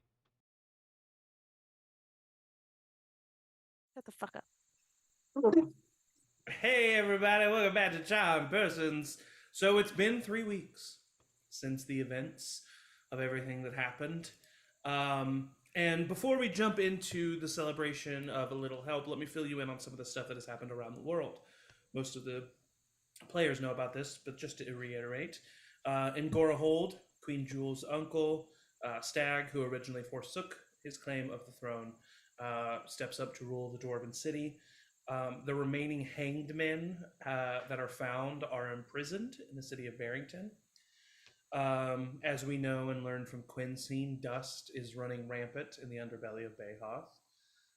Sindrak, the blue dragon, has not been seen since her escape from Behath. The Barrington Games are back on and will take place in a little less than a month for the 200th Barrington Games, and it is already being praised as the event of the century. Barrington itself is also held under Behath occupation, while Behath assists Barrington in finding new leaders and a new council. They will be holding a vote soon for council members, and some notable and familiar frontrunners include Kovara, the female dragonborn captain, former of the Lucian Guard, and Fan Pentui, Rosie's daughter, and the daughter who was excited about politics before everything blew up. And some other notable community members. As I said in the recap, the Silver Steps have not been heard from and have not been found. They are neither in Behath or Barrington. That much is known. I think that's good for now, as far as like what's happened around the world. But right now, we cut to the Grand Council Hall in Bayhoff, where the first of our party members arrives. Two people who were already here in Bayhoff, as one of them arrived a couple of days ago to help her brother out in fixing up the Wolverine's den. So Maywin, you and Quinn enter the Grand Council Hall, being escorted by some guards and servants. Maywin, is there anything more other than what we've seen so far in the first half of the session that you would like to discuss about Maywin's time during the 3 weeks? Anything that the viewers should know or that the rest of your party should know? Yeah, so one of the spells that I took was Beast Sense. So I think that she and Batty would have spent some days out in the wilds, like practicing that essentially, like figuring out like how May seeing through Batty's eyes works, and like so that they're ready to have to do that if they need to. I would also want to. I just thought of this, but like I would want to talk to Warren about like if he is planning on like keeping Bo, or if he wants Bo, and if not, finding somebody to like primarily watch after him. I think that Warren would say that he would be flattered and honored if he could raise Bo, but doesn't want to force that upon you. Okay, I would just ask him to like keep an eye on him. If the bond grows, it grows. If it doesn't, still keep an eye on him. Yeah. And so I think Warren would actually probably stay, like came home initially with you, Rosie, but I think Warren would actually make his way back to Lavaria after a little bit. All my kids are finding their path and everything is fine. Rosie's going to be an empty nester soon. Actually, as of now, Rosie is an empty nester. Warren was the last one currently living with you. Fan has her own place. Pellin has his own place. Oh, come on. All right. Evan's next roll's at disadvantage. Anti-inspiration. I also imagine, when I got back, the like remaining Wolverines would have spent a couple nights just like having a really good time. Yeah. Okay. Cool. You do have your own office in the Wolverines den. Hell yeah! I put way too much brass floor. Grass. Oh, ooh, cool. Yeah. Yeah. So I go in there and druid craft my heart out. Yeah, there's almost no room for like anything. You like make drawings and pictures out of flowers. Yep. All right, Quinn. 30 degrees hotter in that room. Yeah. Very humid. It feels like you're swimming as soon as you walk in. So Quinn, is there anything else that we should know about you other than what we've seen as you enter in? Not really. Just did a lot of dust. He would have looked into what like the sleeping dragon situation was. Yeah, so that would so the Jawbreakers, as I think I called them. Yes. Right? Yeah. The Jawbreakers have the sleeping dragons basically are no more. They've just like those men and women have been indoctrinated into the Jawbreakers. Just if there were any rumblings so that they were like coming back or still. Yeah, definitely not coming back, but like the Jawbreakers themselves, the Jawbreakers are like definitely making a name for themselves and are definitely causing some trouble. Like Bahathian Guard, I mean, the war is over, and so it's starting to get better, but like in the lower class districts of Bayhoth, like there's not even Bahathian Guard. Like the guard that are walking around are like Jawbreakers, and they like run certain districts. So it's definitely getting more rampant, but there's no mumblings or rumors of anything against Quinn or anything like that, or anything with Bartholomew or anything like that. And then I would look into Tommy to see if he was. No, he looking to join the Sleeping Dragons at one point? He was, yes. And that is actually one of the people Malachi was speaking on when he said that he knew. And so he does bring Tommy in as a new member into the Wolverines. Sweet, everything's great. And Quinn just casts prestidigitation as he enters. For sure. And I'm assuming it keeps kind of like a disguise self up to make his eyes bags a little bit. Yeah. Every now and then he might like slip out of it just to have to redo it, but like. Yeah, for sure. Absolutely horrendous. Really, really a bad character. Okay, so as we can see, you two walk in, and you are greeted pretty much immediately by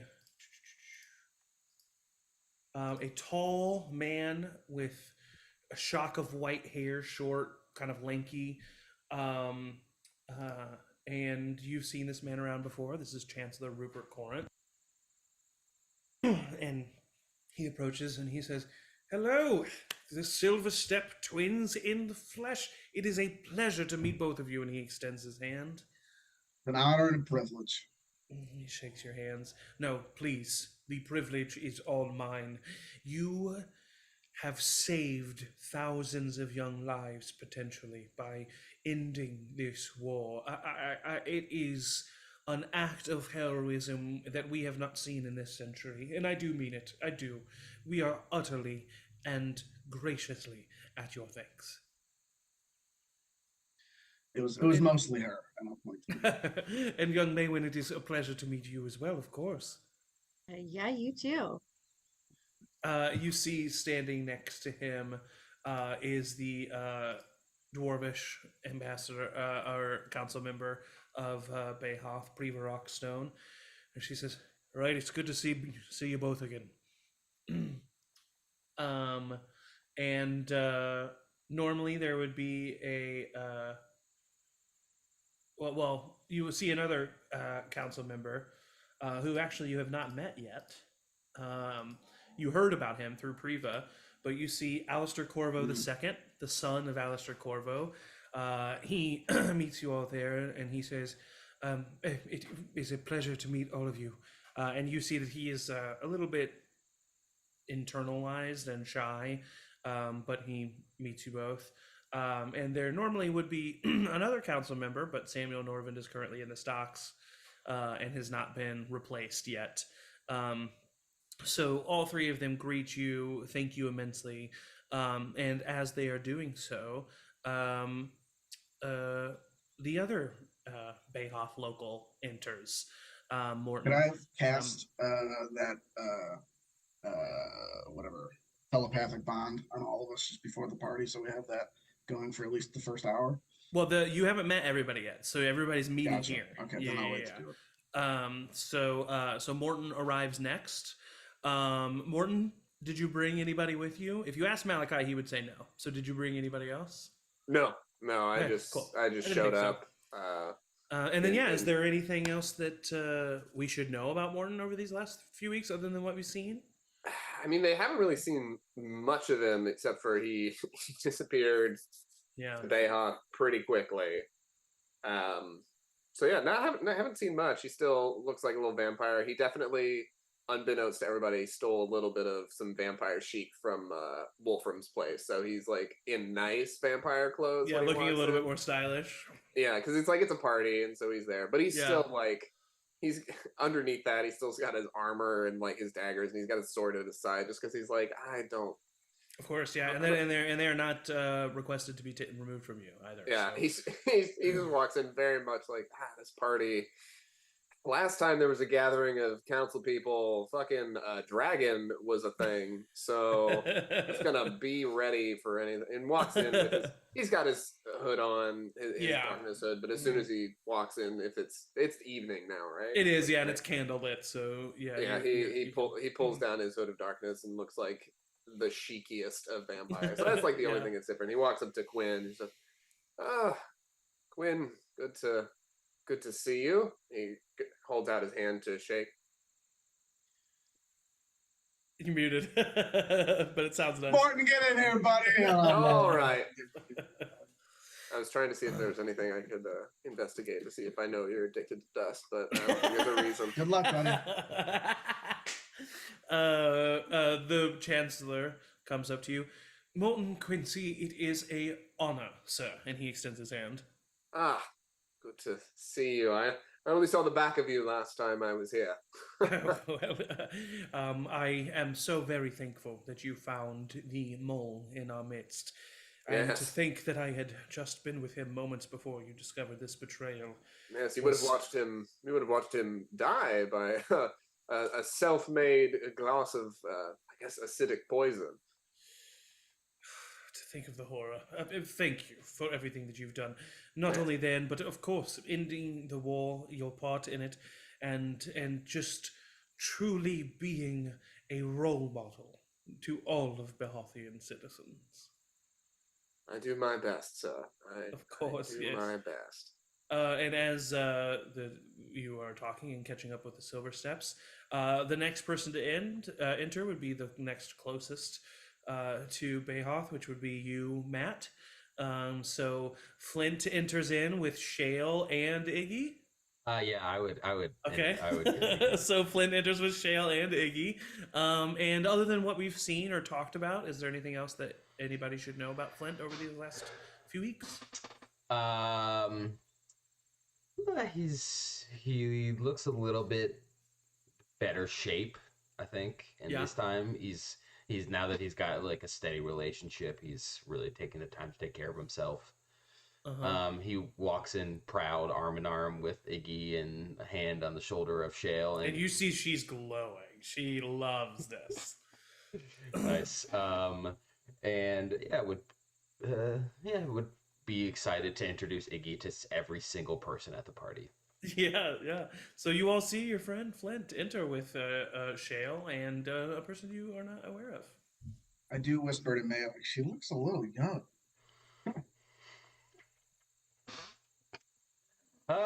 Yes, the Silver Steps. And Morton, please, it's good to see you. I would like to introduce you to my liaison, Iggy. Don't say that. That's weird. Your liaison. Charmed. Yeah. Nice to meet you. Nice to meet you. That's how Iggy acts? Yeah, No. I definitely do the... Yeah. So she does that to Morton, and then she looks over to Quinn. I look at Quinn. Just go. Okay. Pleasure. I've heard so much about all of you. Flint has told me that without your help, he really couldn't have done everything that he did. So, I just thank you so much. Anything for Flint. Oh, Mr. Boulderbender, in the flesh, ambassador from Gorahold, nice to meet you. And congratulations on the recent title. Thank you. I appreciate it. Well, now I gotta get my due diligence in as a public official, just like you. Of course. Yes, just like me. We're chums with us. Who is your lovely guest here? This is my sweet my friend Iggy, please. Charmed. Rupert also, Quinn, he doesn't like look at you or anything, but Rupert also just kind of nods. And then Shale says, "Hi, good to meet you, sir. Shale Boulderbender," and he shakes his hand. And then kind of like amongst this crowd, this group of you, a voice speaks up that none of you have really noticed yet. Hey, I'm sorry. I didn't know if I should. I'm Leif. Deeproot. Hi. Nice to meet everybody. Hello, Leif. And he looks at Maywin like. Leif, good to see you. Good to see you. Morton, good to see you. You're looking good. I like the ascot. Thank you. The first thing you said was good. That's really it. No, I meant as in just because you and he kind of like looks to the and you like I won't even make you roll like that he's like very awkwardly dancing around the fact that you're a vampire, like he doesn't know how to handle it, and so he's like looking at the Chancellor, looking at you. No, it's just because you've been not feeling well, so you're looking good now. Putting it lightly. What? Hold on. What? Is this the? Are you? What? I don't know what to say. What do you mean you don't know what to say? No, go on.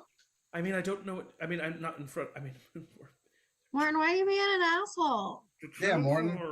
I'm sorry. I'm not being an asshole. He's looking at me like I'm being a very leper. defensive. Let's say that way. I just Rupert knows I'm a vampire. Oh yes, so I'm aware of this. and Elaine's like, oh yeah. It's like Priva's like, what? You didn't think I was going to tell the Chancellor of Bayhoff that the person who stopped Samuel Norvin was a vampire? Yeah, I told Priva. Remember? Yeah, right. Of course, I told the Chancellor. Yeah. And the Chancellor says, and I think that does nothing but prove even more so that Morton's power of will to do good is that of nothing short of legend. Man, exactly. Throw away those words. Oh, thank you. I appreciate it. I did fancy myself to perhaps be a teller of song, a bard, if you will, once upon a time. Hey, if you ever want to perform, I got a stage for you. Really? Absolutely. Well, I wouldn't. Maybe we could talk. I wouldn't dare though. Maybe we could talk about it there, but I wouldn't dare. And as you are continuing to chat, the door opens up, and everybody's favorite 2-foot-tall mom walks in as Rosie enters. Gilmarie. As Rosie and Gilmarie, I am assuming. Anybody else other than Gilmarie, you think, Rosie? No, I'm trying to live life independently and be okay with it. Yeah. But Gilmarie and is not adopt everyone. Okay. But Gilmarie is with you, I'm assuming, right? Yeah. Okay, cool. So yeah, and is there anything else that we need to know, or the party needs to know about Rosie over these past few weeks, other than what we've seen? No, I think... Actually, I'm sorry to interrupt you, but I think here's a question, because you said in the Discord that you would invite anybody over who wanted to be over. Did anybody stop by the Pentwee home over the last 3 weeks? Maywin did? Okay. Yeah, for sure. Yeah, Quinn did not. I remember that. Flint did not. Chad probably, maybe, correct me if I'm wrong, sent his apologies, but did not join. Yeah, what do you think, Chad? Assume that they would probably be like a week in Barrington, and then the last 2 weeks just purely in T-Rot. So that first week, yes, and would probably help clean it up and stuff, but then sent apologies of like, I can't come back. Yeah, and then Morton said he went to Bayhoff pretty much right away. So Maywin and Chad both stopped by. So just to remind everybody and our viewers of that. And then, sorry, what else were you saying, Angie? Just mostly that there probably would have been a lot of late nights practicing with Gilmarie over what I'm going to say to the party, what we need to do, and how I'm going to present it. And it's never going to come out right. Hey, it's okay. Everything's fine. No, it's gonna be fine. We don't have to tell them right now anyway. No, but we shouldn't dally. Well, he said it's gonna take some time, right? Are you whispering in front of us about this? Oh, hey! Everybody is getting you guys see. They're like talking as they walk up. Rosie. Hello, everyone. Hello, Quinn. Hello, Maywin. Hello, Flint. Hello. Oh, who is this? Hi, my name's Iggy Charmed. Hi, I'll take her hand and I'll say, shake it. Okay, thank Charmed as well. Charmed. Flint, is this your liaison? This is my liaison. Yes. Wow, good for you. I've said many good things about you, Rosie, and of course everyone around here as well. Oh, wow. Of course, I've heard wonderful things, and might I say, you are more beautiful than he spoke. Oh, Flint, what are you doing? You gotta spoke more, okay? Oh, no, I mean, I meant like... No, I'm teasing you. I'm teasing you, darling. Okay, good. Oh, and this is Gilmarie. This is my wife, Gilmarie. Hi. She's like hugging Leif, and Leif looks over at you and says, hey, Rosie. Hi. Are we not saying hi to me, I guess? That's weird. Hi! Oh, I didn't see you there. Hello, hello, Morton. Hello, Morton. Yes, I almost called you Edmund. Not for any reason other than, oops, I'm old. Other than, oops, I'm old. That's a t-shirt. Oops, I'm old.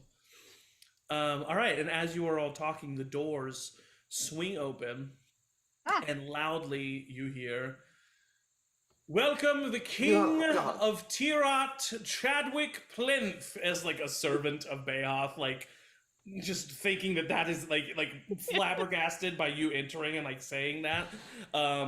Is there some people like applaud. Music playing? Can there be No, one? there's not. There's not one trumpeter. I want to take out my wand of conducting and play like a grand entrance. Amazing! I'm sure Chad would have Chad's like face tried gets to like red. jump forward, and be like, no, oh, okay, now it's a thing. Exactly. Right. So, Chad, is there anything that the party or the viewers should know other than what we've seen for the past 3 weeks? I think just look wise, you'll notice that Chad doesn't have the scimitar that he's had for basically the entire time you guys have known him. Doesn't have that anymore. He still has the rapier from Morton, and then has a slightly altered version, a slightly altered rapier that Sunny had, the clockwork one. So he has that. His breastplate is also the same breastplate, but like a little bit of a Tayaroth flare on it. He had it upgraded, golden like trimmings. Yeah, seams meet. Had it upgraded while in Tayaroth, and Chad himself looks like exhausted, like bags under his eyes. He doesn't have prestidigitation to do anything about it. He looks like leaner than he usually would. So he just looks like he's had a lot going on the last couple weeks since you saw him last. I would immediately then rush to him and say, "Chad, oh my goodness, you look like your skin and bone. You look like a chicken." As Rosie runs forward, one of the Tyratian guards steps forward immediately and steps in front. "Please stay back." I would cast. Let's see. So I'll let her do her thing first. I love this. I'll cast it's a cantrip, so I'll cast Sacred Flame, like as like a burst of light on this guard as I'm running. Okay. Yeah, I won't even make him roll a dexterity saving throw because like he steps right in front. You roll it up. It's even max damage wouldn't kill him, so he immediately becomes erupted in this radiant damage and kind of like oh starts to like dab himself at this like. And I don't even break. I just keep going like. The guard like is like putting himself and looks back at you, Chad. And I'll like. How I imagine it is Rosie like jumps and hugs him, and Chad like keeps his arm out of like, no, it's cool, everybody, it's fine. Don't freak out. Yeah, I love that. That's great. So that's exactly what happens. The other thing I want to clarify real quick before we continue is, would Chad have told everybody about his name? Yes. Well, like, yeah, I think that probably would have happened within the first week before he probably left. Of just basically, he no longer goes by Chijimi Strongjaw at all. He's stricken that from like everywhere he can, and he is purely just Chadwick Plinth at this point. Cool, love it. So you all wouldn't know that. So you can still call him Chad. He's fine with calling him Chad. Chadrimi is no longer. I never called you Chadrimi anyway. Yeah, exactly. Yeah, exactly. I just wanted you to be aware of it, though. Yeah, too much. And Chad would kind of ask like as many of the guard he could ask to like wait outside, and if like one needs to stand inside, fine, but basically say like keep an eye on the hall, unless you fought her on it. Madame Taisroy came with you on this journey, and she like immediately like steps in like, "You buffoons!" like sending away the guard, like these are her friends, and she pushes them away. So you came with 5 elite guard, plus Madame Taisroy plus Edmund, and Madame Taisroy like moves to the side with the others, and so as you're being hugged, Chad and Rosie, as you're hugging Chad, you hear, "Hi, Rosie. It's very good to see you." I just slowly like sink off of Chad. Like, down Chad. Ooh. Do you say anything? "Hello, Edmund. You're looking well." You as well. You look great. I know. And he looks at you. You know Chad. why I look great, Edmund? Because I've been taking care of my family. And I'll just turn and go back to Gilmarie. He looks at you, Chad. Good start. Good start. Chad gives a look to Madam, I already forget her name. Taisroy. Because I just wrote down Madam. Yeah. Looks at Taisroy as like that motherly figure he's had really for the last couple weeks. Yeah. And just been like the yeah, she's my boyfriend like, and my family don't get along. Oh no. Yeah, she, as you're walking away, she just, something that she's done for you in council meetings and stuff recently, she just very quickly goes, just to remind you to breathe. And I'm sure Rosie hates that. And everybody joins. I do kneel to Chad and go, my king. Chad just like slaps him on the head and like pulls him into a hug. Shut up. The Chancellor walks forward.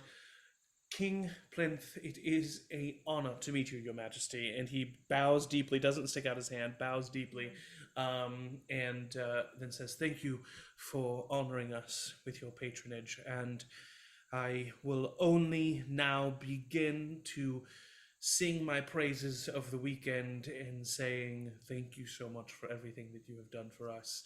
This will not be the first time I say that or the last, and the meaning will never diminish. Yes, of course. And I think everyone at that point like sees that facade of like Chad being king come back, of like that was dropped when Rosie hugged him and he slapped Quinn and like stuff like that, but like he's very much holding himself differently at this interaction.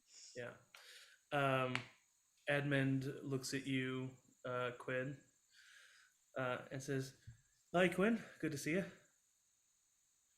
I see Chad brought a +1 then. Flint?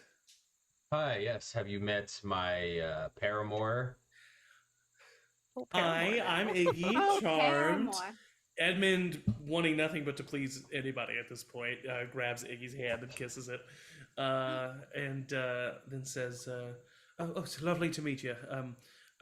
Morton, you look well and nicely dressed. Good to see you. Yes, and you as well. It seems you got the king's tailor. It seems. I do suppose it's better than the old sailor's robes that I was wearing as long as you knew me. That's and then true. He looks down at you, Maywin. Maywin, I hope you've enjoyed your time in the wilds. Hi, Edmund. Hi, Chad. Hey. It's good to see you. Yeah. Now, please, I'm so sorry to interrupt, but I want you all to reconnect and be with each other in a private setting. So please follow me. And he leads you to this chamber off to the side. And he says, our servant will be here to gather you for the grand entrance at the ball's start. But please, until then, feel free to mingle, connect with one another. We will have drink and food brought to you at a moment's notice. Just let us know. And if there's anything that you need before the ball, please don't hesitate. Yes, of course, drinks. Good. Yes, if there's anything else that you need, please just let the servants know. Morton. 2 for 2. You two. Is there anybody else here right now besides the guards? Yeah, there's like servants walking around and staff. But like guests. No, you don't see any guests currently. Anyway, before the grand entrance. Yeah, because you guys are making like a grand entrance to the ballroom. And this is not the ball. This is the hall. This is just the council hall. Yeah, this is just the council hall. This is not where the ball is happening. There is an actual ballroom in the council hall where the ball is occurring. Did we see guests out there? Well, it's further into the building, but I don't think you've seen any guests yet because you entered. You're not entering through the main public entrance to get into the council hall. But I would say you see staff moving back and forth that are like catering and like you're definitely in the behind the scenes area right now. Yeah, musicians walking to and fro. I'm pretty much used to this. Look at you with your kingly entourage. I take a glass of wine as it comes by on the tray. Yeah. And the door doesn't fully close; it just remains cracked. But you can close the door if you want. But you are in a room. I will say all of you and your guests that you brought. The Taratian guards stay on the outside. Madame Viceroy stays on the Taisroy stays on the outside. What? Viceroy. And I said Roy. Viceroy New Gut Ray. And yeah, and none of the council members are in there with you. They've all met you, and even though we role played Rupert meeting all of you, they all met you. They all created you. But now you are, for the first time in 3 weeks, all together again. Some of your guests are hugging each other and catching up with each other, but you are together again. Time is yours. Madame Viceroy is very cute. Is she single? Honestly, I don't know. You should ask him. Or do I know? No, you know that she is a widow. And you Perfect. and you know that she's almost 600 years old. I was gonna say, hell yeah. No concern. So yeah, she's single but widowed, and lived her fair share of elven years by a lot. But I mean, wonderful. Just curious. Curious. She is gorgeous. Everyone. Chad like clearly is uncomfortable because it's like you're hitting on his mom. I don't know that. I haven't seen you in 3 weeks. But I would say you would know that he's uncomfy. Oh yeah, I got a passive wisdom of fucking 22. Yeah. I can see something happening. I notice how uncomfortable everyone is, so I turn to everyone. I'm going to just so you know, Iggy and I are going to step to the side, and we're going to be making out. So if you need anything from us, we will be in the corner. Why didn't you just do it? Do you want me to watch? You can if you want. Iggy, that makes it worse. Iggy, how do you feel about this? Do you want to? Do I want? I mean, do we can have saved the making out. We don't have to do it right now if we don't want to. Okay. I've just met all these people. I'd like to maybe get to know them a little more. I mean, or we can go make out if you want to go make out. Yes, let's go. Oh, okay. I haven't seen him in 3 weeks, and this is what we're I look at Gilmarie and I say, "Oh wow, she's perfect for him." That is a damn good beard, I must say. Yeah, wow. A little young though. Honestly. Yeah, she seems like not that older than Shale. I mean, I'm not the best judge of Dwarf years, but neither am I. I can't tell. How is Shale with us right now? Yes. Oh, I wouldn't have said that. Take it back. Okay, noted. I would be perspiring in the corner. Okay. And looking at who I would approach first. Okay. To tell what I need to tell. Would I know? Gross, you were all hanging out while you're just in the corner. Yeah, I mean, I would say both. Yeah, I mean, I would say pretty much everybody recognizes that she's being weird. Yep. You all right, Rosie? I just haven't felt well recently. Were your travels good? A lot of stress. Yeah, travels were fine. Travels were good. You're not planning teleportation sickness? Yeah. Maybe that's it. Insight. I think you're lying. Oh yeah, I mean, go ahead and roll an insight check. How would Rosie lie to us? Yeah, I'll take it away. That's a 14. Rosie, roll a persuasion or deception check. You don't have to tell us which. Maybe she really did eat something weird. Oh, that's a 10. Well, what does he notice, or what does he see? You said you got a 14. Yeah. Yes. As soon as you ask me, you ask me what's wrong, or what did you say? I like walk over to you. No, and you're clearly nervous, and other people looking at you and saying you're nervous is not great. So I just like walk up to you and like hand you my glass of wine and go, "Here, some hydration." What's going on? Down it in one sip. Christ! Another servant walks by at the same time. I grab another one. Yeah, what's going? Okay, Morton. Hi, hello. We are gods now. We are going to have to be gods now. We are the chosen. We have to be the rulers of humanity. I like put my arm down and like lead Rosie slightly away And I like. Give me that. I got no. That's damn it, another servant. I grabbed. Rosie. Yes. I hate to ask this, but don't do it then. Are you on dust right now? I wish. It would make everything a little bit less chaotic. I'm sorry, it just sounded like you said that we're supposed to be gods now. That's a wild claim. We're not really gods. Like, we're not gods, but we have to act on behalf of the gods. I had a whole thing with Dune. 4 hours, apparently. 4 hours? For 4 hours, I talked to Dune. Okay, and when was this? Just like a week ago, maybe.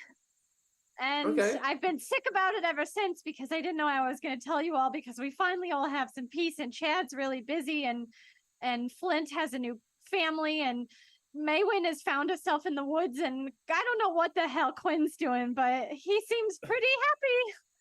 Okay, yeah. Pretty jazzed. We know we're all chosen. Like we all know that we're the voice of gods. That's not new information. But here's the thing. We had gods on our side, and now I think that all the gods gotta go. Like all of them gotta go. Ixnay on the gods say. That's Celestial. I learned Celestial. Yeah, but this time. You of all people telling us, well, we have to murder the gods. That's nuts coming from you. Well, I'm not sure if we would just. It's not so much murder as we just stop believing in them, stop utilizing them, stop calling to them. We become their behalf. It's that moment that I realize she's not kidding. Yeah. Can I have some of that? And I take his no. I'm moving Number away 3. this time. I'm moving away this time. So she doesn't take it. No. Number 2. We have to. What do you mean stop belief? We're chosen by the gods. You can't stop belief if they exist. It's I don't really know the intricacies yet, but it's like I don't believe in evolution. It's like, well, it happened. Like you can't not believe in it. It's there, you know. Like you believe in evolution? What the fuck do you think we came from? Like the gods made us, I guess, but like. So that's. I gotta talk to Dune again. Okay. Wait a minute. So, what do you mean by not believing? Because we know they exist. We're chosen. Well, we've seen aspects of them. I was saved by my own, I guess, patron. I think we just abandoned them. Number 1, to start, we become them to the people. The people. We become omnipotent. No. It's representational, I believe. We can't become omnipotent. I don't think. Oh gosh, I can't. Oh, I have so many more questions. I gotta write this down. So what? We just stop acknowledging the gods and then what? And then we live for humanity. Humanity takes care of itself. It's like a self-contained sphere of we take care of each other. Just humans or elves? Yeah, or all of them, dwarves? all humanoids, all sentient beings. Even us sentient beings taking care of non-sentient beings out of respect for the planet. And this is extending all beyond our universe. Erubrian? Onisara?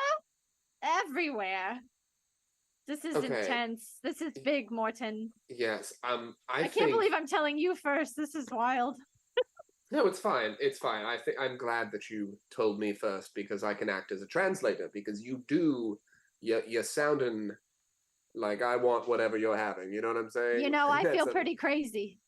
Yeah, no, I feel a little insane. Yes, I understand that. I understand.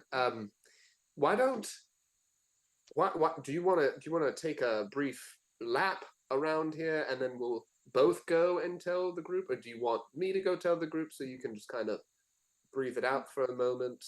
No, I think I should be there. I think that I was can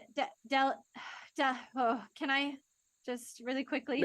No, you literally downed 2 That's glasses. okay. I've got a tolerance now because I'm a god.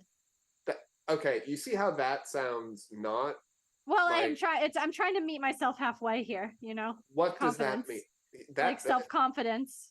What a leap from this. Can I just have a little sip? Literally, there's servants everywhere. You can get it yourself. You don't have to take mine.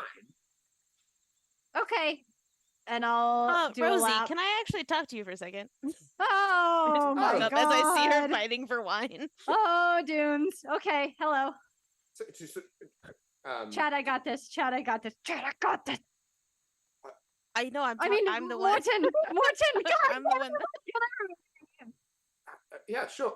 Do you want? Morton, I got this. Do you want to postpone the talk, or do you want to like bring it up here? Or do I? No, just maybe one at a time is where we start. You guys still need to talk. It just looked like you were fighting over wine, so I thought it would be a good time to interrupt. You know, I'll just stand right here in case Rosie, you need any like translation or anything about the thing.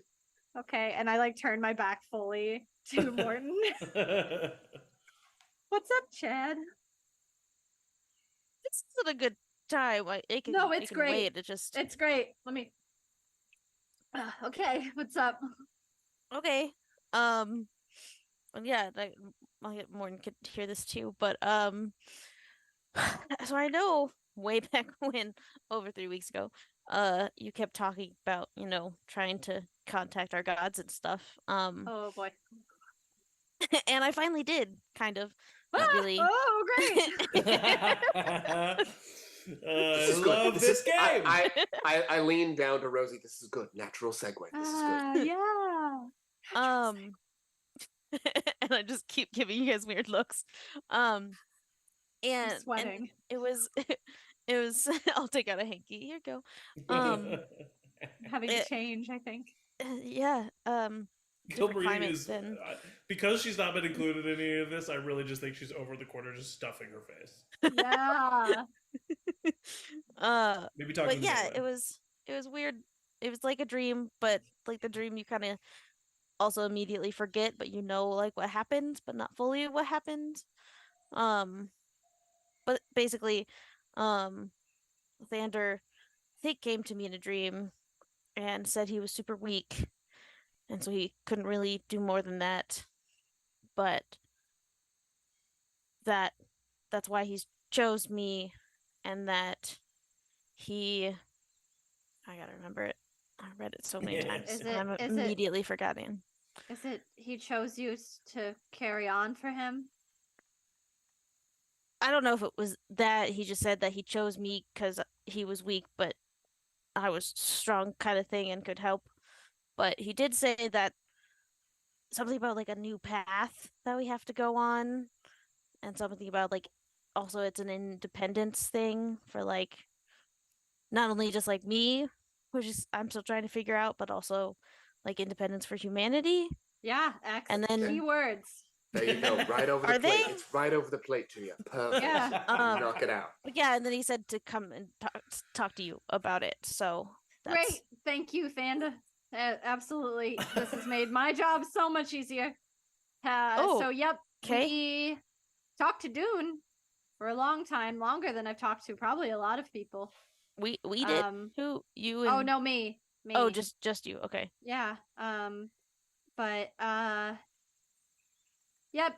Basically, like I was telling Morton here, we are not gods, right? We're chosen by the gods, and the gods are going to be taking a little step back from their role, and it's going to be up to us, the chosen. Yay!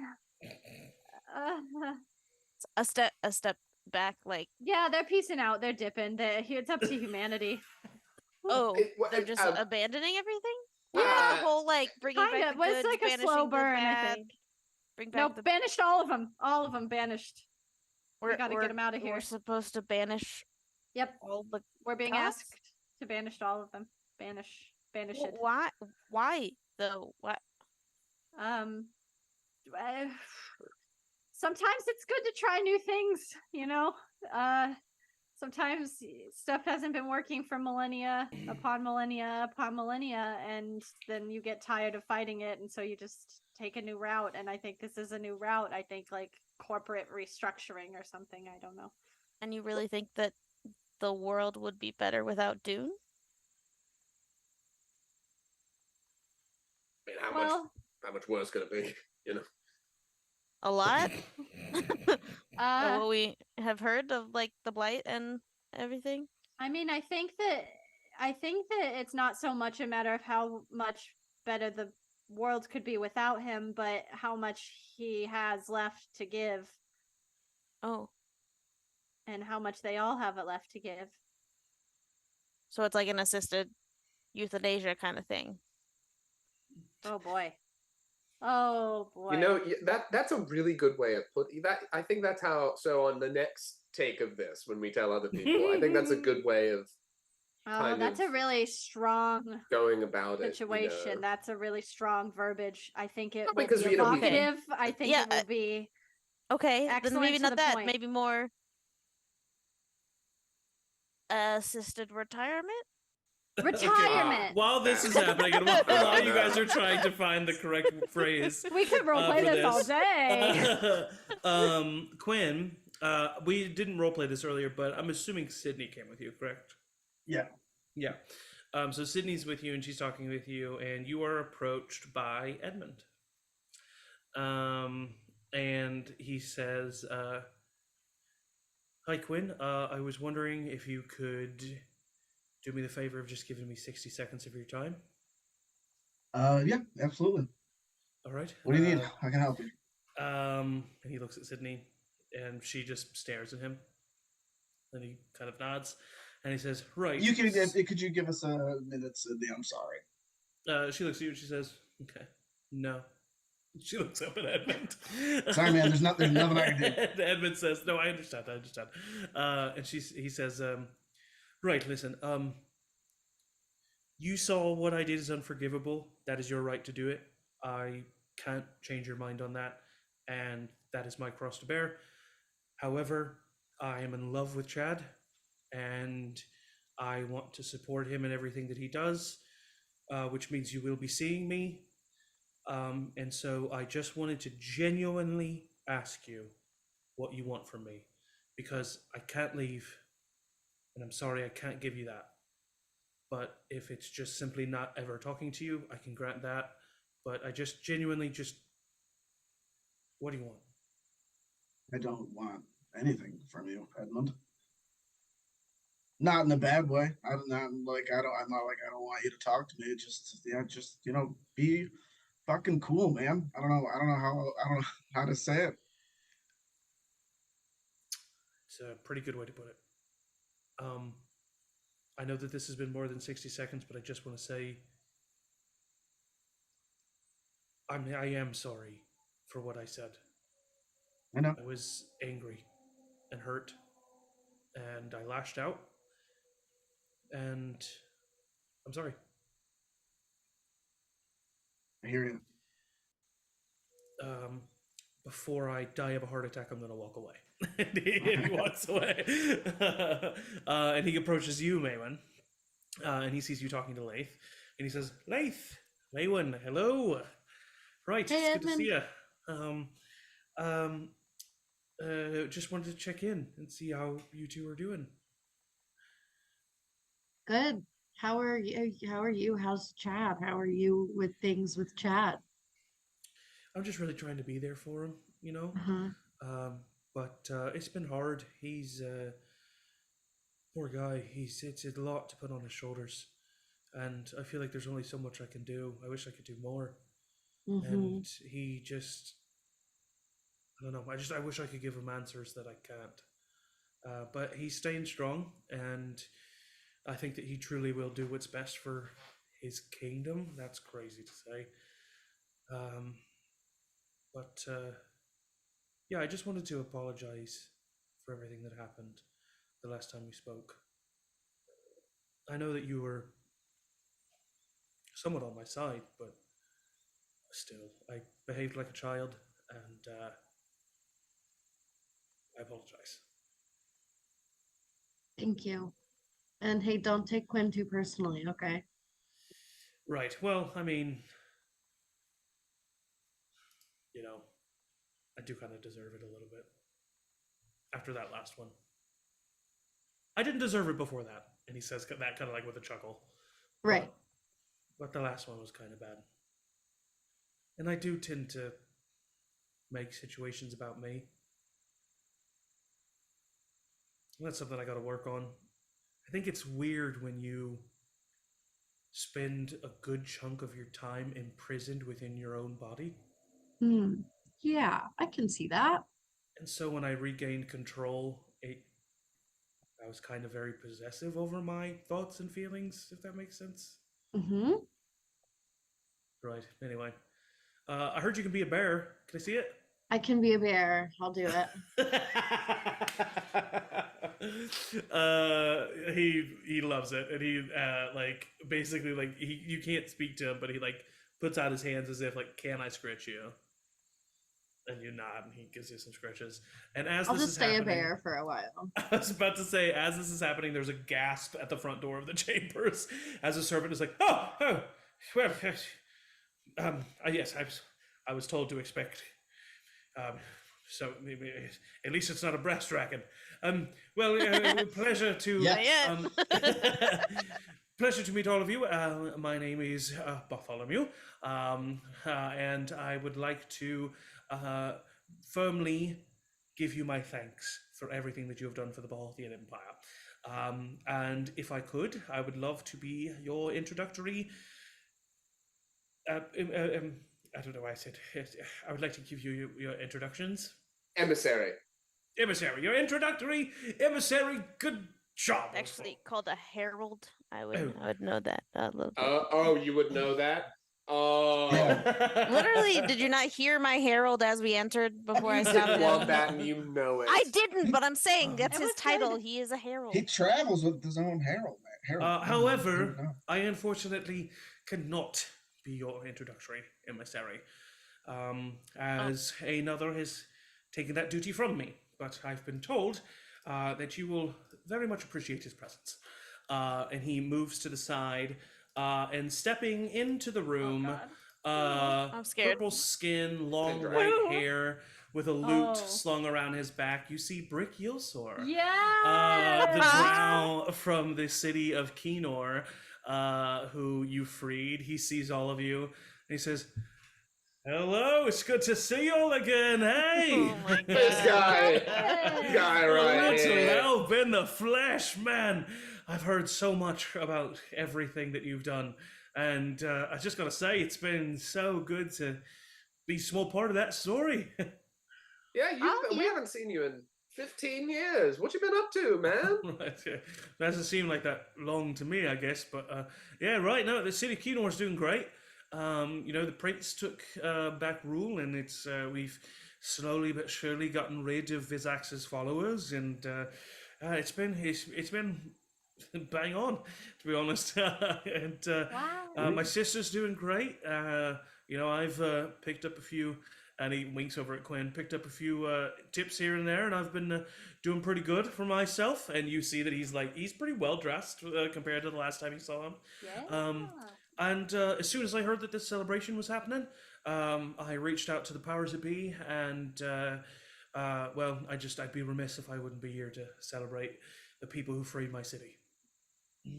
Brick, get over here. Give me a handshake. There he is. And he comes over and he He-Man forearm grasps your hand, and he pulls away, and there's a bruise on your forearm. Yes. It's incredible to see you. Good to see you, lad. And who's this fine young lass? This is my my debonair. His liaison paramour debonair friend, Iggy. And she, Brick very charmingly takes her hand, gives it a kiss, and he says, well, I hope you all like it. So follow me. Hey, Brick, could you mind just putting some stank on mine? Right. Put some stank on mine. Well, it's kind of one song for all of you. Oh, we don't get individual intros? I mean, you're sung about in the song. Your verse, I'll give some stank.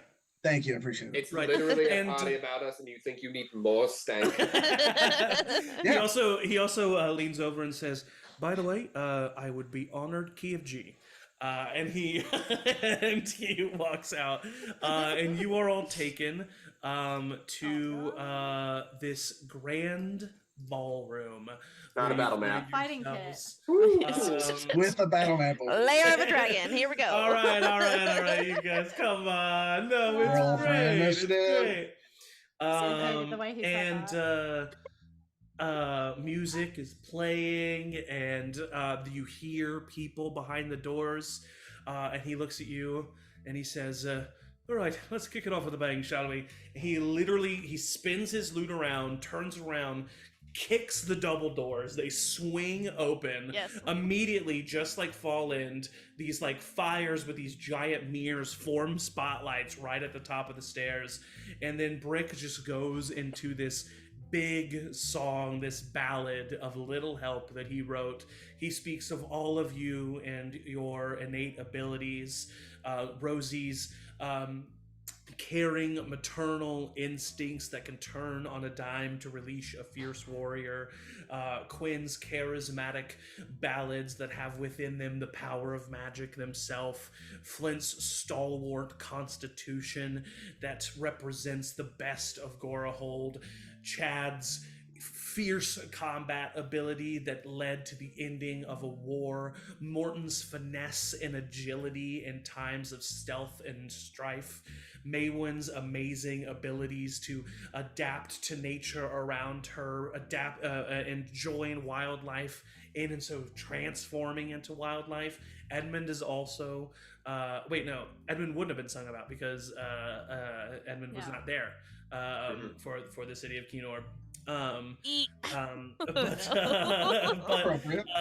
don't think he doesn't make a big deal out of it. Well, of course he doesn't, but still. But a little help is sung about, and Quinn, during your verse, he like very adeptly kind of changes the lyrics to like you know what he's doing. He leads you right into a solo. You like whip out the sax, just like bang out a solo. It's amazing. And you all, and like all this happens as you're like walking down the grand staircase to get to the dance floor, and the audience erupts in applause. You are immediately approached by all kinds of people who want autographs and stories, and yeah, the grand ball, a celebration of a little help, begins. So what do you do at this ball, Chad? A question, because we're at the ball now. Yeah. Did I have to then be rejoined by any of my guard or by everyone has been pretty thoroughly vetted, so they are in the ballroom, but they do not flank you. Okay. Because they also know that you're pretty capable. And Madam, sorry, go ahead. Yeah, is she just hanging out like she's with just the like guard, a guest, just mingling kind of thing? She's not even with the guard. She's just like be treated as a guest. Okay, great. Yeah. Just wanted to. Yeah. Any other notable figures that you guys would see? You see the council members. Are our parents here? You do not see the Silver Steps here. My parents are dead, right? Yes. Yeah. Couldn't remember. They were killed. So they are not here. They were killed during. They're also right behind you. They were killed during the 15-year time jump. Because they ended up actually trying to help. That's right. Off, and Wolfram killed them. Right. That's right. Oh, I didn't know that. I thought I said that. No. Well, I would say Surprise! Maybe. I would say for poignancy's sake, that's something that Morton discovers in Wolfram's journals, and probably hits him a little home. So I'm trying to think. I can't think of anybody else off the top of my head, but I reserve the right to say that someone is still here. Anything else that? What do you guys do? What do you get up to? You guys are just like. I need to find some wine. More wine, please. We're just waiting for it to happen. He's gonna go find some wine. I go find Madam Tyceroy. Tyceroy. Yeah. Okay. Yes, you approach Madame Tyceroy. She's literally just like off to the side, just like drinking a glass of wine, observing the evening. She sees you approach. Yes, Morton Quincy, correct? Yes. Hello. And pleasure to meet you, Madam Tayaroth. Yes, so wonderful to meet you. It's strange that we meet under these circumstances after a war and a plane where we never could have met. That's nuts. It is quite strange the way that life works. The war is something that was quite regrettable, something that some of us fought against, and we are happy to have a king to end such strife in our land. Yes, to the victor go the spoils. Cheers to you. Cheers to you as well. I heard that you played no small part, my sir. Takes a sip. I did my best. I'll say that. I did my very best. What's I can do for you? I've been meaning to visit Tirad, but these last 3 weeks have been, nuts. I've never actually been to Tirad. How long have you been living there? Have you lived there your whole life? Yes, I've been there for my whole life. Proudly close to 600 years at this moment. Don't look a day over 350. Oh, stop it. Stop it. I have proudly served my city through 2 different rulers. The king, Chad's father, he was a good man. And the queen, well, she was a plague upon the monarchy. And a plague that I am glad to see boiled out. Yes, she was. It was a shame to see her in the room, Yes, it was a shame to hear about, but unfortunately not a surprise. Tyvixia always held a aggressive, villainous demeanor, if I am to be honest. Racist, yeah. Yes, that as well as doing unseemly things to animals, experiments. It was definitely untoward. Yeah, good lord! Like, I'm sorry to ask this, but this has caught me off guard. Like what? I was simply seeing how long they could survive under certain conditions, and things like of that nature. It's just truly. They were framed under the guise of experiments, but they were various forms of torture that she found activating. Oh, God. Yeah, good. I'll give you another toast to Thank you. Once and for all get rid of that. Jeez, yes, good lord. Is a red your wine of choice? Yes, I would very much appreciate that. Do you? I don't know. Do you think they make cocktails of that? It's been a long time since I've been to a soiree like this. How about we go and try to find out, huh? I think that's a great idea. Wonderful. Is this an instance where I escort you, or is that not this kind without you, without like as you're talking mid sentence, she puts her arm under yours and walks to the bar with you, and you spy this. Yeah, Chad, I lean to admit I don't like that. I don't like it. I don't think it's a good idea at all. I mean, listen, Morton's he's great, right? But I don't know if he's at the maturity level for her. Yeah, well, no, it just feels weird, It's kind of like your mom now.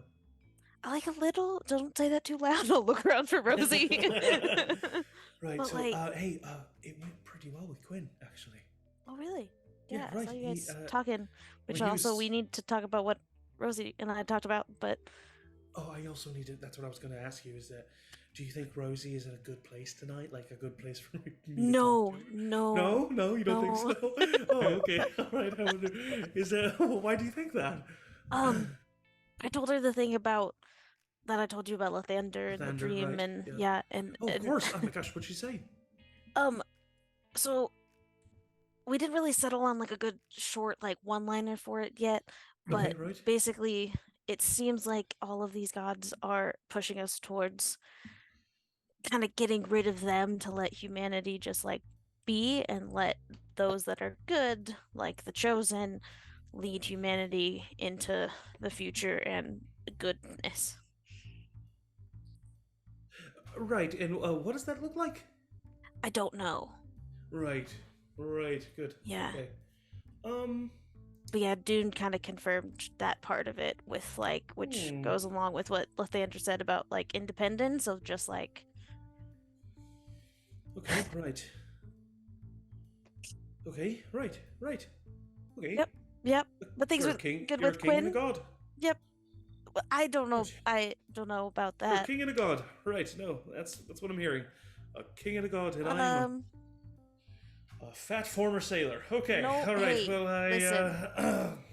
I'll take his hands in my face. I'll take his face in my hands. And I make him look at me. Hey, you. Right. I love you. I love you. And you are the best person I know. I don't know about that. I do. What I want right now is you to dance with me. It would be my honor. And he like bows and like takes your arm, and he takes you in, and both of you like jokingly like go back and forth in the dance with who's leading or not, but it's like done pretty smoothly. Both of you taking your turns. You're both verses, is what I'm saying. Probably accurate. Let's be honest. Dirty little switch. And that's so funny. Anything else that anybody in particular is getting up to? Flint, what are you and Iggy doing? I'm standing. They're having sex in a corner. I'm still making out. Standing sex. I'm standing like an inch from her, and you can hear me say, "I can just see the universe in your eyes." Oh, you really are such a poet, Flint. I just say something else. Say something else. I look at her and I nod and I grab a glass and I clink it to like do a toast. Oh God. Okay, yeah. The music stops and there's more clinking that kind of echoes, getting everybody's attention. Everybody turns and looks at Flint. Hello, everyone. I just wanted to say what a wonderful evening it is here, and cheers to the king. Oh, cheers to the king! Cheers to the king! Hey. Everybody looks over at Chad. I like look at Flint like, what the fuck? Thanks, everyone. And just one more thing. I turned to Iggy. No. Ever since I met you 2 weeks ago, I just can't stop thinking about you, and my life is just infinitely better with you in it. I get down on one knee. Yes! I pull out a big ass emerald that I bought. Yeah. Amazing. That you bought? We had pounds of them. The crowd goes wild. The crowd erupts. Everyone except the rest of us. Edmund like starts to applaud, but then kind of like slowly realizes what's happening. Shale looks like happy. I'll lean over to Shale and just say, "Congratulations." Thanks. She's 3 years older than me. What now? She's 3 years older than me. Shale, come on, get on over here. Shale You're comes being up. back in Shale. Shale comes up. He looks at you wide-eyed. He comes up. Iggy looks at him, and she goes, "Oh, my son." And she comes over and hugs him. Shale seems very uncomfortable, but like also really trying to like give in for his dad's sake. And so he just kind of like smiles and waves, and people start chanting, "Speech, speech, speech." That wasn't enough. Be like, music, music. I'm not the band. I'll go over to the band. The band starts playing. No, so great, yeah. I get played off. Yeah, you do. You got played off. Oh God. Lath looks over at you, Maywin, and he's like, "Have you been to many of these? This is out of my comfort zone. This is crazy." No, mine too, for sure. It is fun though. It's cool that they let Batty in over here, though. And you see Batty, she's over in the corner just like going ham on like a 5-foot cheese wheel that she's just like munching on. Well, you know, Batty's a hero too, so. Oh, of course. Yeah, of course she is. Well, how do you feel like it's going? People seem to be having fun, right? I'm having fun. Are you having fun? I am having fun. Would you like to dance? Sure. Okay. And he takes you onto the dance floor. And I like to imagine, you can disagree with me, Emily. I like to imagine that everyone else is dancing like very much like a ball, like it's a grand dance. And then like Maywin and Lath are like that thing that you see, it's a very like Wednesday Addams kind of like feel. fast-paced dancing to like slow songs, and like are just like they're doing what they would do in the forest if they were by themselves, just like twirling and jumping and spinning, and people are like giving you looks every once in a while. Yeah. Anybody else doing anything in particular as the night continues on? Quinn is definitely looking for good marks for the Wolverines. Okay, yeah. Go ahead and roll a perception check. Gladly. 18. You see, first of all, every time you see the Chancellor Rupert Corinth, your instincts so want you to think that he's a bad dude, but he's such a goofy dweeb every time that you look at him that you're like, this guy just like is truly just like here for a good time, not a long time. So that's one thing you see with Rupert Corinth. I would say Priva Rockstone, she's a high notable figure, but you respect her. Alistair Corvo II, at one point you do see him talking to someone that you recognize. And you recognize her to be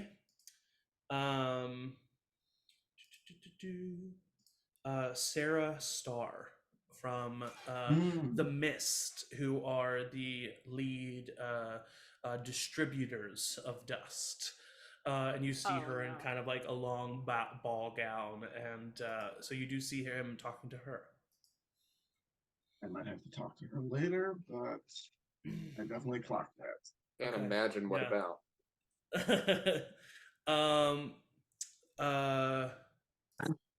As the night continues on, the door bursts open and you hear a loud, blood-curdling scream.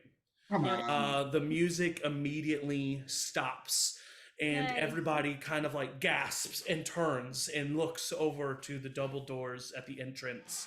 And at the entrance of this ballroom, two massive, scaly figures storm their way into the ballroom. One immediately grabs a servant, and their large jaws clamps down on them, shakes them really fast, and throws them to the side. You see two giant crocodiles have entered this ballroom. They are like 7 feet tall and about like 15 feet long. And they come striding into this room. On top of one of them, currently standing, holding some reins, you see a familiar face. You see a woman, pale with long green hair. You know this to be Cilia Mardra of the Slayer Six. Shit.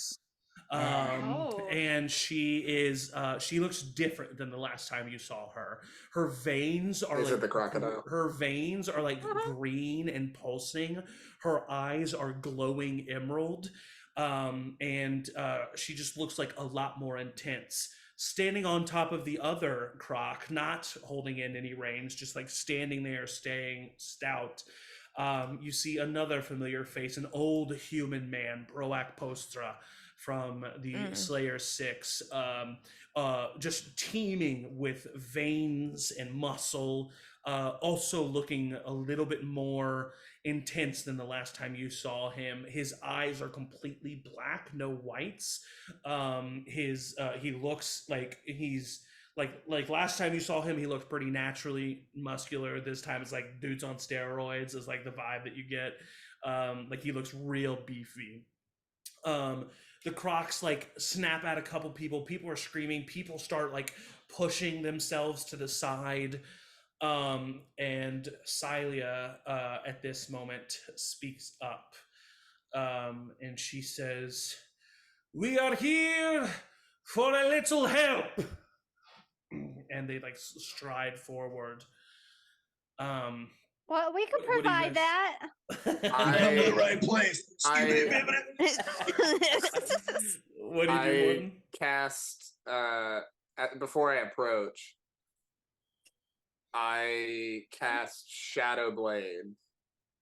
You step forward and you start to cast a spell. She waves her hand and the spell goes inert as she casts counter spell. I do it again and go, okay. Okay, well, it's not your turn. She casts counter spell and she looks and she says, yes, I see that you are all here. We are here for one thing, the Rusifta Ruby. Give it to us and no one here shall die. That's been destroyed. What are you talking about? The Rusifta Ruby is in his possession. And she points to Quinn. We can come and fucking get it. If we shall. Kind of Quinn a little bit. Can we not do this with bystanders for collateral damage? Today's my big day. Let's do it out. Why don't we talk about this? You either give us the Rusifta Ruby or people die. Listen, civilians. You are under threat because of a little help. No. They hold your fate in their hands. Should they work with us and give Sindrak the Rusifta Ruby, then we will walk and the city will not burn in the flames of her lightning.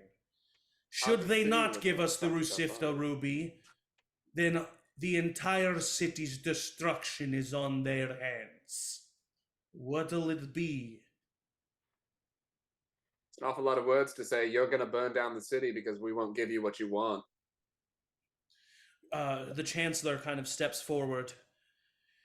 Bayhoth is protected by the heroes, a little help. Yeah. You cannot intimidate us. I'm moved behind Chancellor.